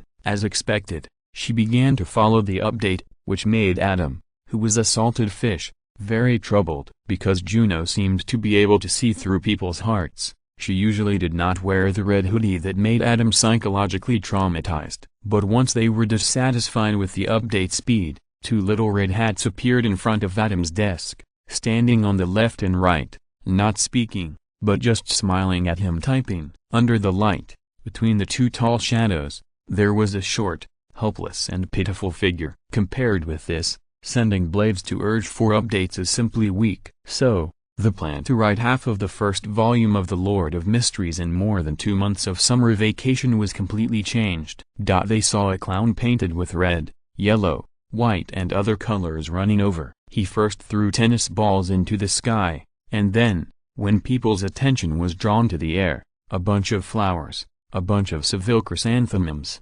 appeared from nowhere. The flowers were in front of Melissa and Benson, and the color was golden, symbolizing happiness. Melissa and Benson looked at the clown opposite them in a daze, and saw that his face, which was covered with red, yellow, white and other colors of oil paint, had the corners of his mouth raised high, fixed with a happy smile, a pretentious smile, a funny smile. The first volume is over. Adam wrote the last word. He had achieved a daily update of 10,000 for more than 2 months. Like his aunt, he was moved to tears, but he forced a clown-like smile to Juno and Karen. This was a happy smile, a pretentious smile, and a funny smile. The summer vacation is finally over. The days of urging for updates are finally over. A new era has finally arrived. P.S. Thanks to Shao Tang Tang and Shellen Temple's Wu Dang Lam Li for their rewards. Chapter 50 Falling Out. After the summer vacation, it was autumn. It was the day of departure. Mr. Duncan, Mrs. Duncan, Juno, Karen, welcome, welcome. Come in for a cup of tea first. Bob, go and call Adam. Thank you, Mrs. Duncan. No, we should thank you. Thank you for sending Adam to New York. You're welcome. We are good friends. Yes, yes, young people should make more good friends. When Juno and Karen drove over, they were warmly received by their mother Amy. Compared with the magical Amy who gave her a headache and discussed before, Juno and Karen not only completely crushed the magical Amy in appearance, but also behaved appropriately, mutual study, forming a band in front of her, etc., without any signs of control freaks. Not to mention that there were 2 of them. It was simply 4 times the happiness. She and Bob were high school classmates, and then became lovers. Now they are both happy families with 4 children, so she believes in and appreciates the relationship of childhood sweethearts. If possible, her son will follow their romantic tradition and form a happy family in the future and live a happy life. This is definitely her best hope. But which one should she choose? Juno is smart and generous. Karen is quiet and gentle, but she is guilty of a heinous crime. They are both good girls, which is really distressing. While Amy was greeting Juno and Karen and secretly looking at the children in their predicament, Bob also went down to the basement in high spirits and found Adam, who was packing. Son, are you done? Juno and Karen are here. I will be there soon. Adam put away the manuscript and the photocopy, thought about it, and took out the manuscript and handed it to Bob solemnly. Dad, this is the manuscript of my novel. You must keep it well. Whether it's for work or the club. Well, anyway, this is related to whether our family can get out of poverty and become rich. You must pay attention to it and make sure it is not stolen or harmed by Gabby. Get out of poverty and become rich? Adam, you are really kidding. Your mother has been working for 4 years. Our family can barely be considered middle class. How can we be poor? Bob took Adam's manuscript without caring. Seeing that Adam did not agree, he just looked at him seriously and shrugged and said, Okay, I know. This is the manuscript of your first novel, son. I will definitely keep it well and will never let Gabby harm it. Obviously in his eyes, the probability of others stealing it is far less than that of his youngest son Gabby. Adam also agreed. In this kind of small town, people live in single-family houses and the neighbors are all acquaintances. The risk of theft is not great, but once you go to a metropolis like New York, which is known as heaven and hell,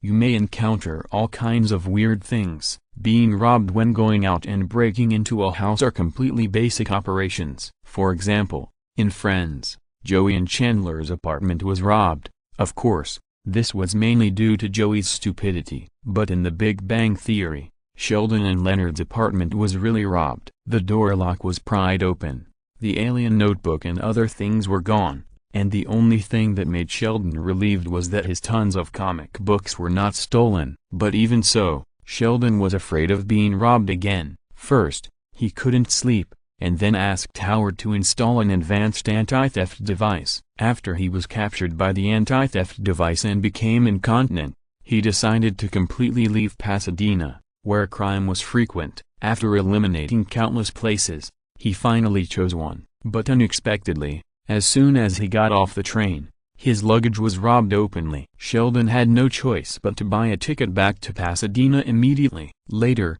because Sheldon was angry about Caltech's arrangement for him, and his friends had all changed a lot, he couldn't accept it for a while, so he chose to escape by train again. This time, he lost not only his gift, but also his pants. Although it looks funny, the tragic reality reflected in the comedy made Adam, who was in this country, unable to laugh. His book has not been published yet. Once the manuscript is stolen, everything will be over, so for safety reasons, he decided to only bring 2 copies. Even if it is stolen, the manuscript can prove that he wrote the book. In the future, the manuscript can still sell for a lot of money. Middle class? Seeing that Bob listened carefully, Adam was relieved and laughed and teased. How can there be such a class? This is a word made up by the rich. What? Bob was stunned. The education in the United States is indeed developed, but it is aimed at the elite class. The vision of the general public is so low that you can't believe it. Most of the time,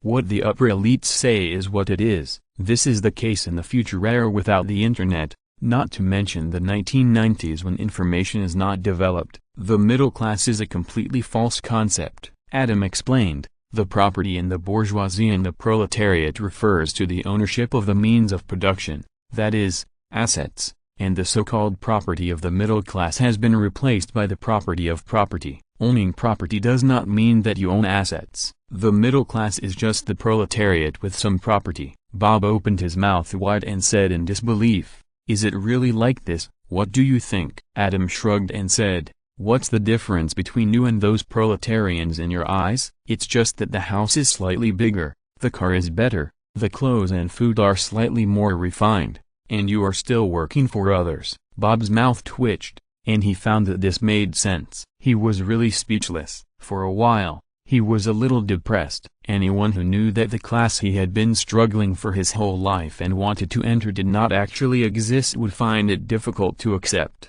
His American dream. "I'm fine," Adam interrupted Bob's emotional divergence. "Oh." Bob calmed down, cheered up, and forced a smile. "Son, Juno and Karen, which one do you choose?" "What do you mean by which one?" Adam said speechlessly. "I don't choose either one, they are just friends. Don't lie to Dad." Bob's smile was very natural and frivolous this time. "You are so handsome, they are so beautiful, you hang out together every day. Especially Juno. You are just simple friends." Adam was full of complaints in his heart. Yes, they did hang out together every day, but was there even one time when he took the initiative to find Juno? No, not even once. From beginning to end, it was Juno who took the initiative, and he had no place to hide. In daily life, he was frightened at first, but now if Juno hadn't deliberately dressed up as Little Red Riding Hood, he would have almost forgotten how scary Juno was. As for falling out, not to mention that Juno was still providing him with wisdom points continuously, even if she didn't provide them. For more than 4 years, she always greeted him with a smile, and her words and deeds seemed to really treat him as a friend. Adam, who has a positive outlook on life, is not Long who is always against everything. How could he turn against everyone for no reason? If he really did that, he would be slapped with flowers at the end. After all, Juno is too stable. Don't say that the improvement of physical attributes depends entirely on positive energy such as family and friendship. Training is actually useless. Even if you improve to the level of Wolverine, what's the use? It's better to cut your head with a knife and end it all than to pour you into a pile of cement and throw you into the sea. End of this chapter. Thank you very much for reaching the end. Don't forget to like. Looking for more exclusive content and immediate access? Subscribe to our Patreon. Remember, every like, subscription, or donation encourages us to continue. Thanks to everyone. See you in the next video.